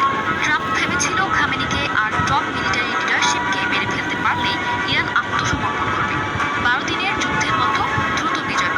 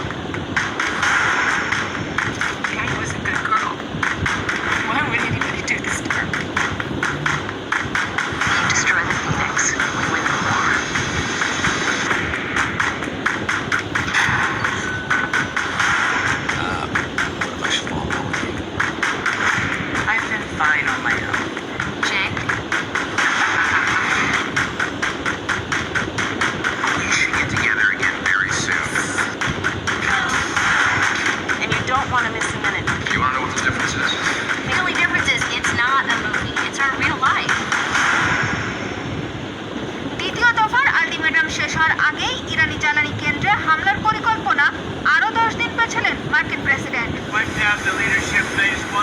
কথায় আছে ওস্তাদের মার শেষ রাতে। জ্বালানিকে কেন্দ্র করে যখন ট্রাম্পের বিপদ বাড়ছে, তখন মোক্ষম চাল দিয়ে খেলা আরো জমিয়ে তুললেন রুশ প্রেসিডেন্ট ভ্লাদিমির পুতিন। তেল আর গ্যাসকে অস্ত্র বানিয়ে এবার ভূ রাজনীতির দাবার বোর্ডে খেলা ঘুরিয়ে দিল ইরানের বিপদের বন্ধু রাশিয়া। মধ্যপ্রাচ্যের উত্তেজনার মাঝেই হঠাৎ করে পেট্রোল রপ্তানি বন্ধের সিদ্ধান্ত নিয়েছে পুতিন প্রশাসন, যা কেবল জ্বালানি নয়, পুরো বিশ্ব রাজনীতিতেই জ্বালাতে পারে নতুন আগুন। এতে একদিকে আমেরিকার ওপর বাড়বে চাপ, অন্যদিকে চুপচাপ লাভবান হতে পারে ইরান, এমনটাই মত বিশেষজ্ঞদের। ইরান ও আমেরিকার মধ্যকার যুদ্ধ প্রতিবেশী আরব দেশগুলোতেও ভয়াবহ আকারে ছড়িয়ে পড়েছে। আরব দেশগুলো আমেরিকাকে নিজেদের ভূখণ্ড ব্যবহার করতে দেয়ায় দেশগুলোতে মিসাইল ও ড্রোন হামলা চালিয়ে যাচ্ছে ইরান। শুধু তাই নয়, এরপরেও যুক্তরাষ্ট্রকে ভূখণ্ড ব্যবহার করতে দেয়ায় আরব দেশগুলোকে কাঠগড়ায় দাঁড় করিয়েছে ইরান। সংযুক্ত আরব আমিরাত, কাতার ও সৌদি আরব যুক্তরাষ্ট্রকে তাদের ভূখণ্ড ও আকাশ সীমা ব্যবহার করতে দিয়ে ইরানের উপর হামলায় সহায়তা করেছে বলে অভিযোগ তুলেছে তেহরান। যুদ্ধ শুরুর দিকে ইরান বলেছিল চোখের বদলে চোখ, দাঁতের বদলে দাঁত, কিন্তু এখন ইরান বলছে শুধু বদলা নয়, অনেক বড় কিছুই তারা আমেরিকা ইসরায়েলের করবে। এবার ইরান নিতে যাচ্ছে এমন বদলা যা সৃষ্টি করবে মহাপ্রলয়। মিসাইল ঝড়ের আগেই ইসরায়েল ও আমেরিকা সংশ্লিষ্ট ইস্পাত কারখানা ও শিল্পস্থল থেকে বেসামরিক নাগরিকদের সরে যাওয়ার নির্দেশ দিয়েছে ইসলামী বিপ্লবী গার্ডের অ্যারোস্পেস কমান্ডার সাইয়েদ মাজিদ মুসাফি। মধ্যপ্রাচ্যে চলমান উত্তেজনার মধ্যে পরিস্থিতি আরো জটিল রূপ নিচ্ছে। যুক্তরাষ্ট্র ইসরায়েলের চোখ হামলার জবাবে এবার নতুন কৌশলগত হুঁশিয়ারি দিয়েছে ইরান। উপসাগরীয় অঞ্চলের যেসব হোটেলে মার্কিন সেনারা আশ্রয় নেবে, সেগুলো হামলার লক্ষ্যবস্তুতে পরিণত হবে। ইরানের পররাষ্ট্রমন্ত্রী আব্বাস আরাঘচি অভিযোগ করেছেন, মার্কিন বাহিনী তাদের সামরিক ঘাঁটি থেকে সরে গিয়ে উপসাগরীয় দেশগুলোর হোটেল ও বেসামরিক স্থাপনায় অবস্থান নিচ্ছে। তার দাবি, এতে স্থানীয় নাগরিকদের মানব ঢাল হিসেবে ব্যবহার করা হচ্ছে। এই প্রেক্ষাপটেই তিনি সংযুক্ত আরব আমিরাত ও বাহরিন সহ বিভিন্ন দেশের হোটেলগুলোকে সরাসরি সতর্কবার্তা দিয়েছেন। অবশেষে ইরানের পক্ষে ইহুদিবাদী শক্তির বিরুদ্ধে রুখে দাঁড়ালো ইয়েমেনের হুথি বিদ্রোহীরা। এবার কি করবে ইসরায়েল? একই সাথে ইরান সমর্থিত সশস্ত্র গোষ্ঠীগুলোর হামলা ঠেকাতে পারবে তো ইহুদিবাদীরা? কারণ ইরানকে ঘিরে ইসরায়েল যুক্তরাষ্ট্রের নতুন করে আগ্রাসন শুরুর পর প্রথমবারের মতো তেল আবিবকে লক্ষ্য করে জোরদার মিসাইল হামলা চালানোর দাবি করেছে হুথি বিদ্রোহী গোষ্ঠী। তাহলে কি মার্কিন প্রেসিডেন্ট ডোনাল্ড ট্রাম্পের যুদ্ধবিরতির স্বপ্ন ভেস্তে গেল? চলমান এই যুদ্ধের ময়দান অচিরেই কি আর শান্ত হচ্ছে না? ওমান উপকূলে অবস্থানরত যুক্তরাষ্ট্রের একটি লজিস্টিক সামরিক জাহাজে বড় ধরনের হামলা চালিয়েছে ইরান। শনিবার দেশটির ইসলামিক রেভলিউশনারি গার্ড বাহিনী বা আইআরজিসির খাতাম আল আনবিয়া সদর দপ্তরের এক মুখপাত্র এ তথ্য নিশ্চিত করেছেন। তিনি জানান, ইরানি বাহিনী ওমানের সালালাহ বন্দর থেকে বেশ কিছুটা দূরে থাকা ওই জাহাজটিতে এই হামলা চালায়। আরব সাগরের গুরুত্বপূর্ণ আন্তর্জাতিক নৌপথের পাশে অবস্থিত কৌশলগত সালালাহ বন্দরের নিকটবর্তী এই ঘটনা ওই অঞ্চলে বাণিজ্যিক ও সামুদ্রিক চলাচলের নিরাপত্তা নিয়ে নতুন করে তীব্র উদ্বেগ তৈরি করেছে। দিনের স্পষ্ট আলোয় পরিষ্কার হয়ে উঠেছে ক্ষত চিহ্নের ছবি। চারিদিকে বিধ্বস্ত দামি গাড়ির সারি, মিসাইলের আগুন পুড়িয়ে দিয়েছে সব। এক সময় অসংখ্য মানুষের বসবাস ছিল যেসব ইসরায়েলি অবকাঠামোগুলোয়, সেগুলো সবই এখন পরিণত হয়েছে ধ্বংসস্তূপে। শুধু অবকাঠামো নয়, ইসরায়েলের সড়ক পথে থাকা গাড়িগুলোর দিকে তাকালেও বোঝা যায় কতটা ভয়ানক হয়ে উঠতে পারে প্রতিশোধের আগুন। ইসরায়েলের রাস্তাগুলোয় এখন তাকালেই দেখা মিলছে সারি সারি ধ্বংসস্তূপ। অবিরাম রকেট হামলায় নিজ শহরের নাগরিকদের রক্ষা করতে না পেরে এভাবে জনসম্মুখে কান্না করছেন ইসরায়েলের মেয়র ইটান দাভিদি। লিবানন থেকে হিজবুল্লাহর রকেট হামলার মুখে লণ্ডভণ্ড ইসরায়েল, বিশেষ করে সীমান্ত জনপদগুলো এখন মৃত্যুপুরীর স্তব্ধতা। প্রশ্ন উঠেছে, একদিকে ইরান, অন্যদিকে হিজবুল্লাহর দফায় দফায় হামলায় কি করবে ইসরায়েল? আর এভাবেই দেশটির আরেক জনপ্রিয় মেয়র আবিচাই স্টার্ট সরাসরি ক্ষোভ ছাড়েন নেতানিয়াহুর উপর। শেষ পর্যন্ত ইসরায়েলি আকাশের দখল নিল শহীদ খামেনির ইরান। তেল আবিব, হাইফা সহ ইসরায়েলের গুরুত্বপূর্ণ শহর ও স্থাপনায় আছড়ে পড়ছে ইরানি মিসাইল আর ভয়ঙ্কর সব ড্রোন। তবে ইন্টারসেপ্টরের সংকটের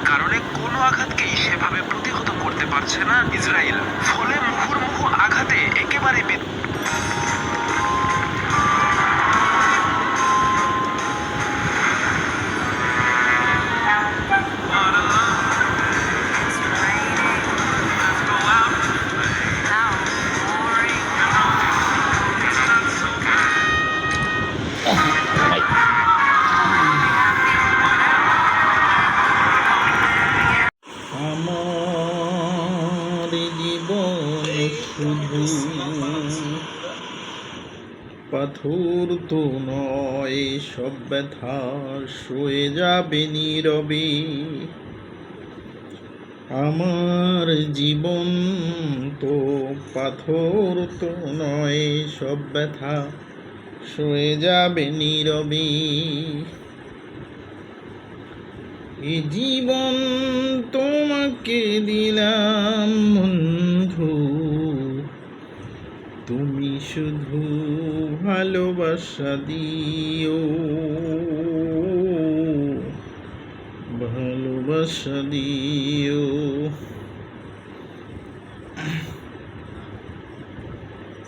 তুমি আমার দেখলা বন্ধু, কি লেখছে, তুমি আমায় চিনলা বন্ধু, ভালোবাসলা না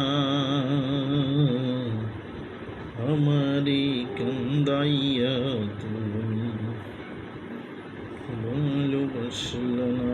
মির্জা আব্বাসের সাথে আমার ছবি আছে, বিদেশ থেকে আমি নাই, ফুটপাতের দোকান। অসংখ্য ধন্যবাদ আপনাকে মার্কিন পাইলট। আপনার সেন্সোরাইন এখন আরো সুরক্ষিত কিনা নিশ্চিত হতে সেন্সোরাইন কিনুন হলোগ্রাম দেখে। এক আনুষ্ঠানিক বিবৃতিতে বাহিনীটি 5 স্পষ্টভাবে লাখ জানিয়ে দিয়েছে মেট্রিক টন। শত্রুদের উপর এই ধরনের হামলা সামনে অব্যাহত থাকবে। সুতরাং এই জুলাই জাতীয় সংসদের জুলাই জাতীয় সনদ 2025-এর সকল দফা এবং অঙ্গীকারনামা শতভাগ আমরা পরিপূরণ করতে অঙ্গীকার প্রতিশ্রুতিবদ্ধ। কোথায় জুলাই আদেশ আর কোথায় জুলাই সনদ? আমরা জাতিকে পরিষ্কার করতে চাই, জুলাই জাতীয় সনদ 2025 যেটা স্বাক্ষরিত হয়েছে, যেটা ঐতিহাসিকভাবে স্বাক্ষরিত হয়েছে, সকল বন্ধুরা স্বাক্ষর করেছেন, সেই স্বাক্ষর নোট অফ ডিসেন্ট সহ এনসিপি অবশ্য পরে করেছে, নির্বাচনে করেছে তো বটে, সেটা আমরা বাস্তবায়ন করতে চাই। আপনাকে ধন্যবাদ। ইয়েস মাননীয় স্পিকার, আমি মাননীয় সংসদ নেতার পক্ষে বক্তব্য রাখছি। মাননীয় সংসদ নেতা সর্বশেষে বক্তব্য রাখবেন কিনা সেটা তার প্রেরোগেটিভ, কেউ ডিকটেট করতে পারে না। 200 বেশি সার্ভিস ও ফিচারে লেনদেনের সব বিকাশ অ্যাপে সম্ভব। এটাই বিধি। মাননীয় স্পিকার, বিসমিল্লাহির রহমানির রহিম। মাননীয় রাষ্ট্রপতি, আপনার সময় 40 মিনিট। আমি কেন বলছি, আমি বলবো 40 মিনিটে শেষ করবেন। জি মাননীয় স্পিকার, আপনি দয়া করলে আরো বাড়িয়ে দিতে পারেন। দয়াময় পরম দয়ালু আল্লাহর নামে। বিরোধী দল এটা চায়, এটা কিন্তু 72-এর সংবিধানে ছিল না মাননীয় স্পিকার। আমরা এটা চাই। শহীদ রাষ্ট্রপতি জিয়াউর রহমান এইটা সংবিধানে গ্রহণ করেছিলেন। মহান আল্লাহর ওপর পূর্ণ আস্থা ও বিশ্বাস এই সংবিধানের মূলনীতি হইবে। আমরা এটা চাই, বিরোধী দল চায় কিনা জানি না। এটা পঞ্চম সংশোধনের মাধ্যমে শহীদ রাষ্ট্রপতি জিয়াউর রহমান সংবিধানের মূলনীতি এবং আর্টিকেল 8-এ রাষ্ট্র পরিচালনার মূলনীতিতে গ্রহণ করেছিলেন। এই দুই জায়গা থেকেই পঞ্চদশ সংশোধনের মাধ্যমে বিগত ফ্যাসিস্ট সরকার নির্মূল করে দিয়েছে। আমরা এটা পুনর্বহাল চাই। এগুলো ঐকমত্য কমিশনের এগঠিত জুলাই সনদে থাকতে পারত। কোনো রাজনৈতিক দলের আপত্তি ছিল, তারা রাখেন। এই জন্যেই আমি আমার পরের বক্তব্য বলবো, এখানে আসছি, বিরোধী দল সংস্কার চায়, সংবিধানের সংশোধনী চায় না। পুনর্লিখিত সংবিধান কেউ চেয়েছিল, যারা বিদেশ থেকে আমদানি হয়েছিল বিভিন্ন সংস্কার প্রস্তাব সহকারে। আমরা বলেছিলাম rewriting of constitution, new constitution, গণপরিষদ, এগুলো একই কথা। যে সংবিধান আমরা যা কিছুই সংশোধনী চাই, গ্রহণ করতে চাই, সেটা আমরা সংশোধনীতে আনি। তাল দপ করিয়া পড়িল নাকি পড়িয়া দপ করিল, এক কথাই তো মাননীয় স্পিকার। সংশোধনীতে আমরা চাই। এখন প্রস্তাবনার মধ্যে অনেকে প্রস্তাব করেছিলেন সংবিধানের প্রস্তাবনায় যে 71 এবং 24-কে বরাবর করে আমরা প্রস্তাবনায় নিয়ে আসি। মাননীয় স্পিকার, বাংলাদেশের জনগণের এদেশের সর্বশ্রেষ্ঠ অর্জন হচ্ছে বাংলাদেশের স্বাধীনতা। 71-এর সাথে আর কোনো কিছুর তুলনা চলে না। আমরা 24-এর জুলাই জাতীয় সনদ এবং জুলাই ঘোষণাপত্রের এসেন্সকে আমরা সংবিধানে ধারণ করার জন্য অঙ্গীকার করেছি, করব। চতুর্থ তফসিলে আসবে সেই কথা জুলাই ঘোষণাপত্র আমরা বলেছি, জুলাই জাতীয় সনদও বলেছি। অঙ্গীকার নামায় দেখেন, আপনি শেষের পৃষ্ঠায় আছে এই জুলাই জাতীয় সনদের অঙ্গীকার নামার মধ্যে আছে। যাই হোক, এখন 71 এবং 72-এর সংবিধান কেন ভালো লাগে না আমরা বুঝি তো মাননীয় স্পিকার। 71 এই দেশের স্বাধীনতার ঘোষণা, স্বাধীনতা যুদ্ধ, মুক্তিযুদ্ধ, বিজয় অর্জন, শহীদ রাষ্ট্রপতি জিয়া, সবই এক কাতারে গাথা। এদেশের মানুষের সর্বশ্রেষ্ঠ অর্জন, বিজয় গাথা। কারো কারোর জন্য হতে পারে এটা পরাজয়ের গ্লানি, আমি ওই জায়গায় যাব না। 72-এর সংবিধান কেন ভালো লাগে না মাননীয় স্পিকার? আমি আজকে যারা বক্তা আছেন তারা দেখলাম যে কেউ আইন কানুনের মধ্যে নাই, সেজন্য আমিও আর থাকার চেষ্টা করছি না। 72-এর সংবিধান কেন ভালো লাগে না? তফসিল 1-এর মধ্যে যে সমস্ত অর্ডারগুলোকে বৈধতা দেওয়া হয়েছে তার মধ্যে 3 নম্বরটা হচ্ছে দি কোলাবোরেটরস স্পেশাল ট্রাইব্যুনাল অর্ডার নম্বর 8, 1972, যার মাধ্যমে এদেশের স্বাধীনতা বিরোধী রাজাকার আলবদরদের বিচার করা হয়েছিল মাননীয় স্পিকার। যাই হোক, আমি এগুলো বলতে চাই না। যারা আদেশ নিয়ে কথা বলছেন, বলে যে আদেশও তো আইন, আমি কখনো স্বীকার করেছি আদেশ আইন না। সেই আদেশও তো আইন, বললাম তো এই আদেশও আইন। 151-এ যে সমস্ত অর্ডারকে রিপিল করা হয়েছে সেগুলো বাদে, সেগুলো আগে আইন ছিল। তারপরে যেগুলো কন্টেইন করা হয়েছে তফসিল 1-এ, সেগুলোর সিরিয়াল বাই বললাম প্রায় 27টার মতো আছে। 3 নম্বরের কথা তো বললাম। যে সমস্ত অর্ডার চতুর্থ তফসিলের 3, 3-এর 2, 3-এর 2, 3-এর 3 এই মতো করা হয়েছে বৈধ, কিন্তু সেই অর্ডার আর করার ইতিহার নাই। 7ই এপ্রিল 1973-এর পরে প্রথম জাতীয় সংসদের প্রথম বৈঠকের পরে তবে অ্যামেন্ডমেন্ট করার সুযোগ দেওয়া হয়েছিল 2 বছর, যাতে সংবিধানের সাথে সামঞ্জস্যপূর্ণ করা যায়। এই অর্ডারের আলাপ তো শেষ। সেই বক্তৃতা গতবারে দেওয়ার পরে আমি মনে করেছিলাম জাতির সামনে পরিষ্কার, বিরোধী দলীয় নেতৃবৃন্দের কাছে পরিষ্কার হবে যে এই লেজিসলেটিভ ফ্রড, যেটা কালারেবল অর্ডার, সেটা নিয়ে আর কোনোদিন কোনো বিতর্ক হবে না। যেটা রাষ্ট্রপতি করেছেন জুলাই জাতীয় সনদ উইদিন ব্র্যাকেট সংবিধান সংস্কার আদেশ বাস্তবায়ন আদেশ 2025, এটা নিয়ে আর কোনোদিন কোনো বিতর্ক উঠবে না মনে করেছিলাম।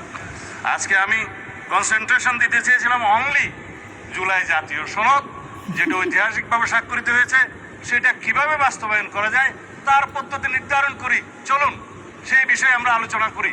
প্রস্তাব দিয়েছিলাম যে সংবিধান সংশোধন সংক্রান্ত একটা বিশেষ কমিটি, সংসদীয় কমিটি গঠন করা হোক, সবাইকে নিয়ে যারা এখানে রিপ্রেজেন্ট করছে জাতীয় সংসদে এবং স্বতন্ত্র সদস্য সহ। সেই বিষয়ে তারা মনোযোগ দিলেই পারতেন। আজকে অবশ্য মাননীয় বিরোধী দলীয় নেতার আমি মনোযোগ দিয়েই শুনেছি ওনার কথা। তাতে উনি বলেছেন সরকারি দল বিরোধী দল মিলেমিশে এক কাজ করব, রাস্তা খুঁজে বের করুন সংবিধান সংশোধন এবং আইন প্রণয়নের জন্য। ওয়েলকাম জানাই, স্বাগতম। জুলাই জাতীয় সনদ বাস্তবায়ন চায় তারা প্রত্যেকে বলেছেন। অর্ডারের কথা নিয়ে বলে যে গণভোট অর্ডার, এটার কি হবে সেটাও আলোচনা করব আমরা যদি সংবিধান সংশোধনী কমিটি বিশেষ কমিটি গঠন করা হয় সেখানে। চলুন এখানে মিলেমিশে আমরা আলোচনা করে বের করি। সংস্কার, সংবিধান হয় না মাননীয় স্পিকার, সংবিধান হয় রহিত হয়, স্থগিত হয়, সংশোধন হয়, বাতিল হয়, ইত্যাদি হয়। সংবিধান তো সংস্কার হয় না মাননীয় স্পিকার। সংশোধনকে আমরা সংস্কার মনে করে যদি একসাথে বসতে পারি ভালো। যাই হোক, মাননীয় বিরোধী দলের নেতা বলেছেন সংবিধান পরিবর্তন চেয়েছেন, আপনি রেকর্ড দেখতে পারবেন। তো সংবিধান পরিবর্তন তো সংশোধনের মাধ্যমে হতে পারে। আসুন, তিনি বলেছেন জুলাই জাতীয় সনদ এটা গণ অভ্যুত্থানের কলিজা। ধন্যবাদ মাননীয় স্পিকার, ওনাকে আপনার মাধ্যমে গণ অভ্যুত্থান বলেছেন। কেউ তো বিপ্লব বলতে বলতে ফেনা তুলে ফেলে। গণ অভ্যুত্থান, জুলাই ছাত্র গণ অভ্যুত্থান, এটা স্বীকৃত জুলাই জাতীয় সনদের সমস্ত জায়গায় লেখা আছে। এখানে বিপ্লব কোথাও লেখা নেই।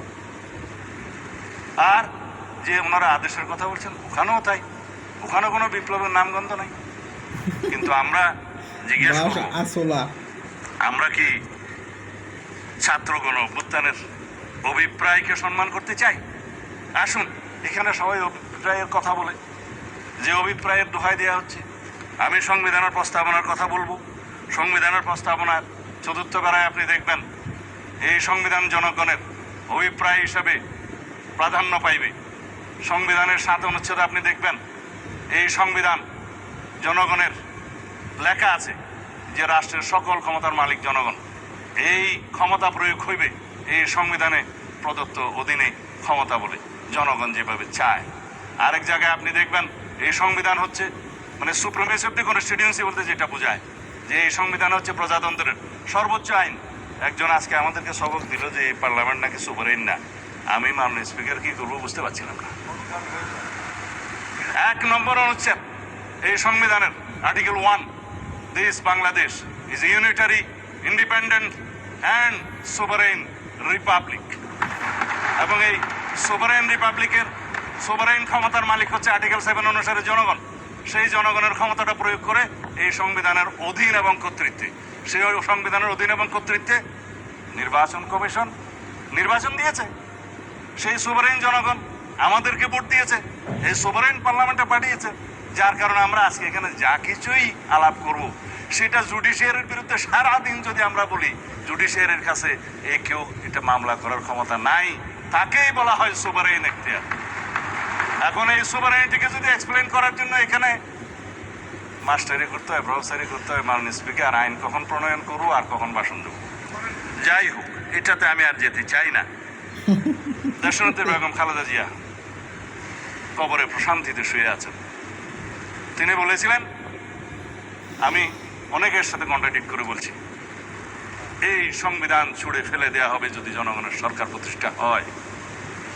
এটা একটা মেটাফোর, পলিটিক্যাল রূপক মেটাফোর।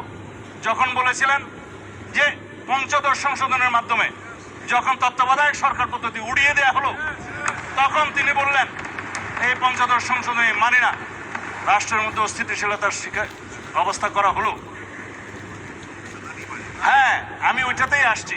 ওনারা ডকুমেন্ট দেখাচ্ছেন আমাদের মহাসচিব, উনি বলেছিলেন এই সংবিধানের ৫৫ সংশোধনীকেই উদ্দেশ্য করে যে এই সংশোধনী ছুড়ে ফেলে দেওয়া হবে। মানে ছুড়ে ফেলে তো দিয়েছি। ৫৫ সংশোধনী আনকনস্টিটিউশনাল ডিক্লেয়ার হয়েছে সার্টেন পোর্শন 6টা, 7 ক, খ, আর্টিকেল 44 যেটা হাইকোর্টের ক্ষমতা, এবং 142। এরপরে আছে তত্ত্বাবধায়ক সরকার পদ্ধতি বিলুপ্ত করার যে আর্টিকেল 58 ক এবং 2 ক পরিচ্ছেদ। খালাস 15th অ্যামেন্ডমেন্টের মেইন জিস্ট। তারপরে এই 15th অ্যামেন্ডমেন্টের মানে স্পিকার 55টা দফা, ব্যারিস্টার বন্ধুরা পড়তে পারেন। 55টা দফার মধ্যে এই 6 দফা নাই। আরেকটা নিয়ে ইনস্টেট করা হয়েছে নিরীহ আইন, এটা পরিবেশ সংক্রান্ত দফা। বাকি রইল বাকি 55টা সালাউদ্দিন সাহেবের কথাগুলি হাইকোর্ট বলে দিল এগুলা পার্লামেন্টের ব্যাপার, পার্লামেন্ট ডিসাইড করবে এই সব পলিটিক্যাল ইস্যুস। দেখেন ভার্ডিক্টে লেখা আছে কিনা। এই সেই পার্লামেন্ট যেখানে ৫৫ সংশোধনের বাকি ইস্যুগুলোকে আমরা নাই করে দেবো। কারণ যিনি রিড করেছিলেন তিনি চেয়েছেন পূর্ণাঙ্গ ৫৫ সংশোধনী বাতিল করা হোক।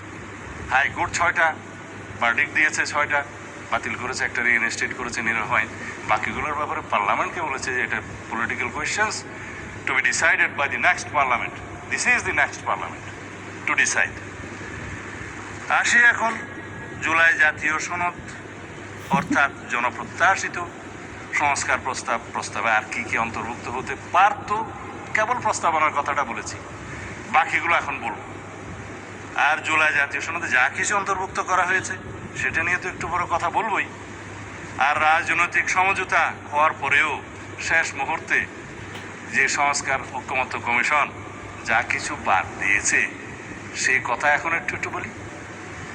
প্রস্তাবনার মধ্যে যা কিছু বাদ দিয়েছে সেটা তো বললাম। রাষ্ট্র পরিচালনা মূলনীতি হিসেবে যেটা বললাম, মহান আল্লাহর উপর আস্থা এবং বিশ্বাস, পূর্ণ আস্থা এবং বিশ্বাস ঐকমত্য হয়েছিল, লেখা হয় নাই সনদে। তারপরে মরহুম শেখ মুজিবুর রহমানের ছবি সংক্রান্ত যে অনুচ্ছেদ পঞ্চদশ সংশোধনীতে অন্তর্ভুক্ত করা হলো, আজকে এখানে অনেকে বক্তব্য দিলেন যে তাইলে তো ছবি টানাতে হয়। ছবি না টানানোর জন্যই তো এই সংশোধনীগুলো গ্রহণ করার জন্য বলছি।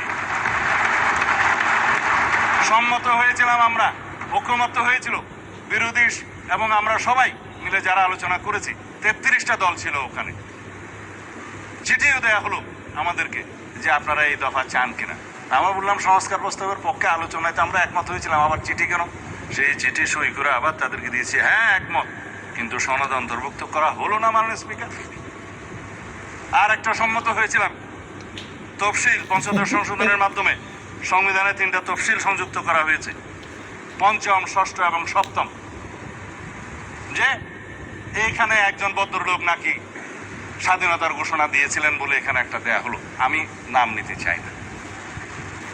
হলো তফসিল, বলা হলো একজন 7ই মার্চের ভাষণ দিয়েছে, সংবিধানে অন্তর্ভুক্ত করা হলো। রচনা, লিটারেচার আর্কাইভে থাকতে পারতো, সংবিধানে নিয়ে আসলো। তারপর ওই স্বাধীনতার ঘোষণা দিয়েছে বলে স্বাধীনতার ঘোষণাপত্রের পঞ্চম অথবা ষষ্ঠ প্যারাতে বলেছিলেন যে মরহুম শেখ মুজিবুর রহমান, ওখানে মরহুম লেখা নাই, যে যথাযথভাবে ঢাকায় স্বাধীনতার ঘোষণা করেছেন। ইতিহাস কি তা বলে? বলে না। সারা বিশ্ব স্বীকৃত যেটা শহীদ রাষ্ট্রপতি জিয়াউর রহমান 26 তারিখে, অর্থাৎ 25 তারিখের দিনগত রাতের 26 তারিখের প্রথম প্রহরে যেটা উই রিভোল্ট বলে স্বাধীনতার ঘোষণা দিয়েছিলেন। তারপরে 27 তারিখ, সেই জন্যই বাংলাদেশের স্বাধীনতা দিবস 26 তারিখ। তারপরে 27 তারিখে তিনি কালুরঘাট বেতার কেন্দ্র থেকে provisional head of the state হিসেবে এই বাংলাদেশের স্বাধীনতা ঘোষণা করেন। এরপরে সংশোধিতভাবে on behalf of the national leader Sheikh Mujibur Rahman স্বাধীনতার পক্ষে ঘোষণা করেন। এটা ইতিহাস, আমরা অস্বীকার করি না। কিন্তু 26 তারিখে স্বাধীনতার ঘোষণাপত্রে তিনি ঘোষণা দিয়েছেন বলে যেটা লেখা হলো, অস্বীকার করি না মাননীয় স্পিকার, কারণ এটা একটা ন্যাশনাল আর্কাইভের দলিল। কিন্তু জিনিসটাকে এস্টাবলিশ করার জন্য আরেকটা যে তফসিল ঘোষণা করে তথাকথিত একটা তফসিলের নামে যে লেখা হলো যিনি এত তারিখে ঘোষণা দিয়েছেন বা তার মধ্যে, সেটা তো কোনো গবেষণায় আসে না। সেই জন্য 5, 6 এবং 7 এই 3টা তফসিল বিলুপ্তির জন্য এই ঐক্যমত্য কমিশনের প্রস্তাব, সংবিধান সংস্কার কমিশনের প্রস্তাব ছিল। আর না হলে এখানে সবাই সাক্ষী দিতে পারেন, আমরা একমত হয়েছিলাম। কিন্তু যেদিন স্বাক্ষর করব সেদিন দেখা গেল নাই একটা তফসিল, সপ্তম তফসিলটা নাই।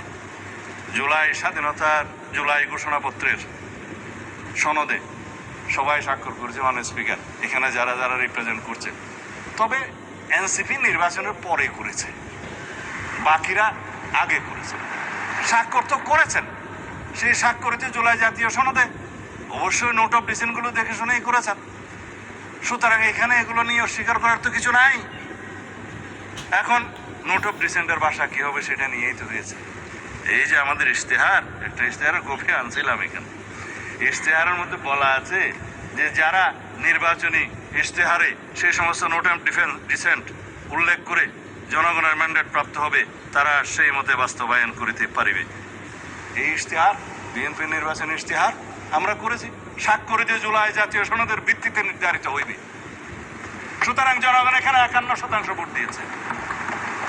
আমরা তো বলেছি উচ্চকক্ষের বিষয়ে, আমি এখন বলবো না মাননীয় স্পিকার, উচ্চকক্ষের বিষয়ে আমরা এখানে বলেও দিছি 100 সদস্য বিশিষ্ট উচ্চকক্ষ প্রবর্তন করা হইবে। রাজনৈতিক দলসমূহ নিম্নকক্ষের অর্জিত আসন সংখ্যার আনুপাতিক হারে উচ্চকক্ষে প্রতিনিধিত্ব করিবে। এই সেই আমরা তো ম্যান্ডেট পেয়েছি, এটা কনস্টিটিউশনাল ভোট। তারপরে আসে গণভোটের রায়, কেন মানবে না? অবশ্যই মানবে। গণভোটের ভোটটা তো একটা কালারেবল লেজিসলেশন, একটা যে লেজিসলেশনকে বলা হয় ফ্রড অন দি কনস্টিটিউশন, যে লেজিসলেশন করার ক্ষমতা প্রেসিডেন্টের ছিল না, সেটা পই পই করে বলেছি, সেটার উপরে গণভোট হয়েছে। তারপরও 4টার মধ্যে 3.5 কান প্রশ্নের মধ্যে আসি তো, যেটা আমাদেরকে জাতীয় প্রতারণার দলিল হিসেবে জোরপূর্বক এখানে ইম্পোজ করা হয়েছে, আমাদের উপর আরোপ করা হয়েছে। আমি বলেছিলাম সেই জুলাই আদেশটা, একটাকে আমি নাম দিচ্ছি জুলাই আদেশ, আর এটা হচ্ছে জুলাই সনদ।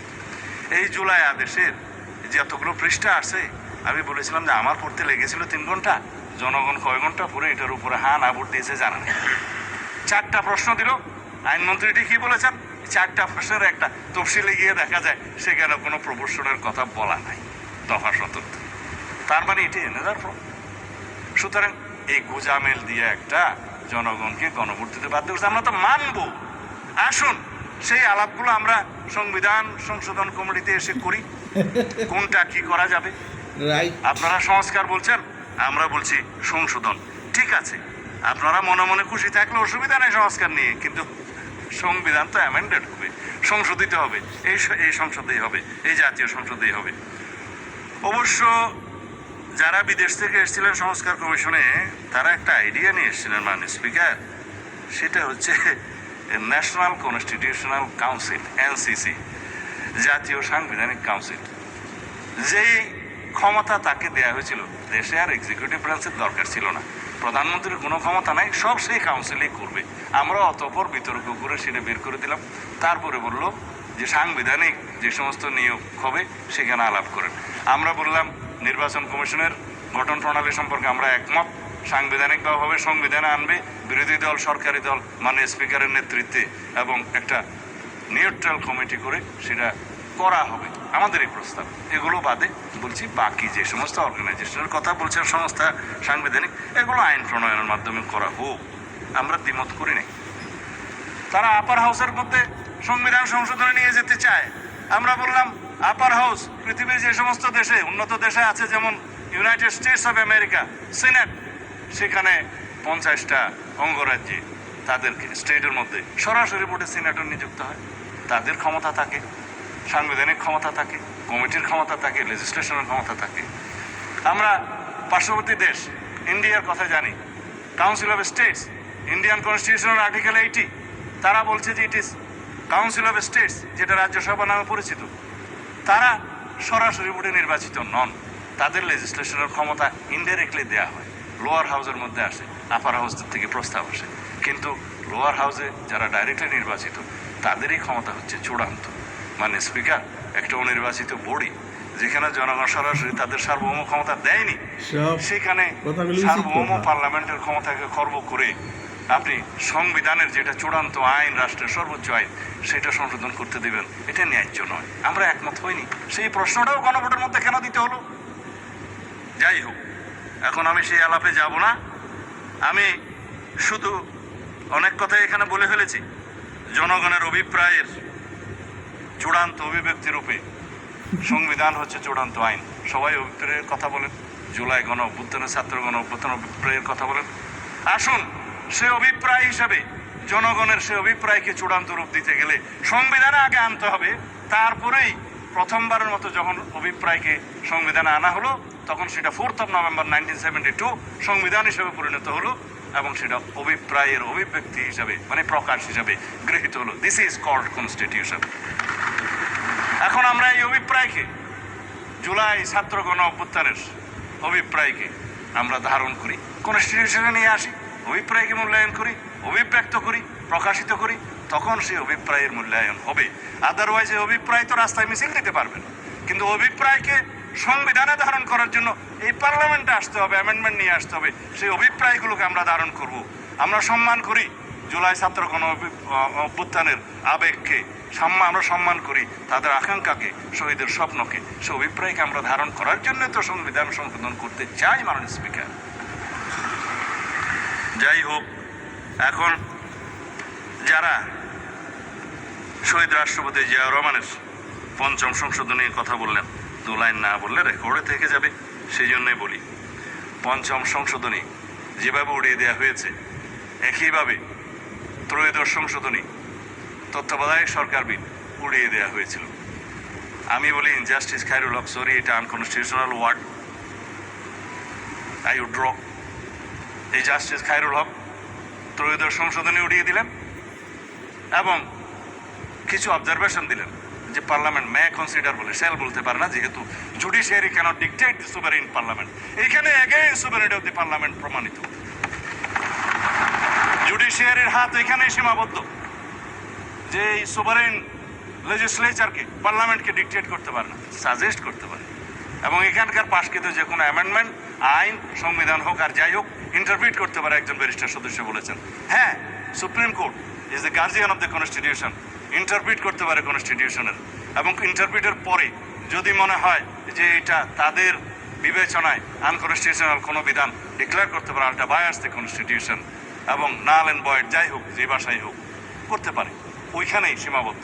কিন্তু পার্লামেন্ট সেইটার মনোবলে তারা বলতে পারে যে পার্লামেন্টকে এই এনাক্টমেন্ট নিতে হবে। আমাদেরকে এখনও সেই জন্য বলি, তত্ত্বাবধায়ক সরকার বিল আমাদেরকে এখানে গ্রহণ করতে হবে। আমার স্পিকার, ত্রয়োদশ সংশোধন বিলের মাধ্যমে জাজমেন্টকে তো তাই বলতে হবে, জুডিশিয়ারিকে তাই বলতে হবে।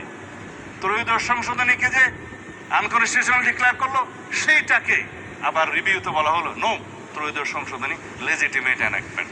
কিন্তু সেটা যেহেতু এটাকে বলা হয়, এটা doctrine of eclipse, doctrine of eclipse অনুসারে সেটা রিইনস্টেট হয়েছে, চন্দ্রগ্রহণ চলে গিয়েছে। কিন্তু তারপরেও এই পার্লামেন্টকে তত্ত্বাবধায়ক সরকার পদ্ধতির বিল আবার আনতে হবে, সংশোধনের মাধ্যমে নিয়ে আসতে হবে। আমরা তত্ত্বাবধায়ক সরকার পদ্ধতি বহাল করার জন্য দীর্ঘ 17 বছর সংগ্রাম করেছি, রক্ত দিয়েছি। এই তত্ত্বাবধায়ক সরকার ব্যবস্থা পুনর্বহালের জন্য দেশনেত্রী বেগম খালেদা জিয়া শেষ মুহূর্ত পর্যন্ত জীবনের চেষ্টা করেছেন। তিনি শান্তিতে শুয়ে আছেন, কারণ ত্রয়োদশ সংশোধনী বহাল হয়েছে মাননীয় স্পিকার। আর পঞ্চদশ সংশোধনী, যেটা ফ্যাসিস্ট শেখ হাসিনা এখানে অগণতান্ত্রিক সংশোধনী করেছিল, সেটা বাতিল হয়েছে মাননীয় স্পিকার। পূর্ণাঙ্গ বাতিল হয়নি, আপিল হয়েছে, আপিলের ডিভিশনে হাইকোর্ট যেটুকু বাতিল করেছে, বাকিগুলো ওখানে করবে। কিন্তু আমি বলি কি মাননীয় স্পিকার, সেইটার আর প্রয়োজন নাই। এই পার্লামেন্ট যথেষ্ট পঞ্চদশ সংশোধনীর 55 দফার সকল বিধান এখানে আমরা বিলুপ্ত করে দিতে পারবো যদি আমরা সবাই এগ্রিড হই। জুডিশিয়ারির প্রয়োজন নেই, এখানেই হচ্ছে সুপারিয়রিটি অফ দি পার্লামেন্ট। আমি এখনো আপনার ইয়ের মধ্যে আসি নাই মাননীয় স্পিকার, কি বলে জুলাই সনদে আসি নাই। সময় কতক্ষণ আছে আমি অবশ্য জানি না। এখানে জুলাই সনদের মধ্যে এখন দফাওয়ারি আলোচনা করতে চেয়েছিলাম, সবাই তো রাজনৈতিক বক্তব্য দিয়েছে, সেই জন্য আমিও একটু অনুপ্রাণিত হয়ে পয়লা রাজনৈতিক বক্তব্য দিয়ে দিলাম মাননীয় স্পিকার। কথা তো বলার কথা, দফা অনুসারে জুলাই জাতীয় সনদের যেটা প্রণয়নের সাথে আমি দীর্ঘদিন জড়িত ছিলাম, কাজ করেছি, সেটার মধ্যে কীভাবে এরা ড্রাস্টিক মানে সার্জিক্যাল কি যেন ড্রাস্টিক সার্জারি করেছে সেটাও দেখতে হবে। আমি সার্জিক্যাল অপারেশন করেছি সেটা দেখতে হবে। আমরা 33টা রাজনৈতিক দল এই আলোচনায় অংশগ্রহণ করেছিলাম। তার মধ্যে পার্লামেন্টে যারা এসছে তাদের সংখ্যা 8টা। ইসলামী আন্দোলন বাংলাদেশ, খেলাফত মজলিস, গণ অধিকার পরিষদ, গণসংহতি আন্দোলন, এনসিপি, বাংলাদেশ খেলাফত মজলিস, বিএনপি এবং জামাত ইসলামী। এখানে সিরিয়াল নাম্বার দেয়া আছে, আমি নোট করে রেখেছি কার সিরিয়াল নাম্বার কত। তবে আমাদেরটা 21, জামাত ইসলামেরটা 22। যে সমস্ত নোট অফ ডিসেন্ট দিয়েছে আপনি 21-22 দেখলে দেখবেন, আর এনসিপিটা হচ্ছে আপনার 14। এইভাবে সিরিয়াল সবগুলো বলতে গেলে সময় লাগবে। কিন্তু এখন আমি দফাওয়ারি যদি যাই মাননীয় স্পিকার, কথা অনেকগুলো বলে ফেলেছি, জবাব অনেকগুলো দিয়ে দিয়েছি, সংক্ষিপ্ত আলোচনায় করতে পারবো, অসুবিধা নাই। দফা 3-এর মধ্যে এইখানে প্রথম দফাতে ঐক্যমত্য উপনীত হওয়া বিষয়সমূহ সংবিধান সংশোধন। ভালোবাসলে সবার সাথে ঘর বাঁধা তো যায় না, ভালোবাসলে সবার সাথে ঘর বাঁধা যায় না, ভালোবাসলে সবার সাথে ঘর বাঁধা যায় না। দুই চোখে তারা হারে কি মা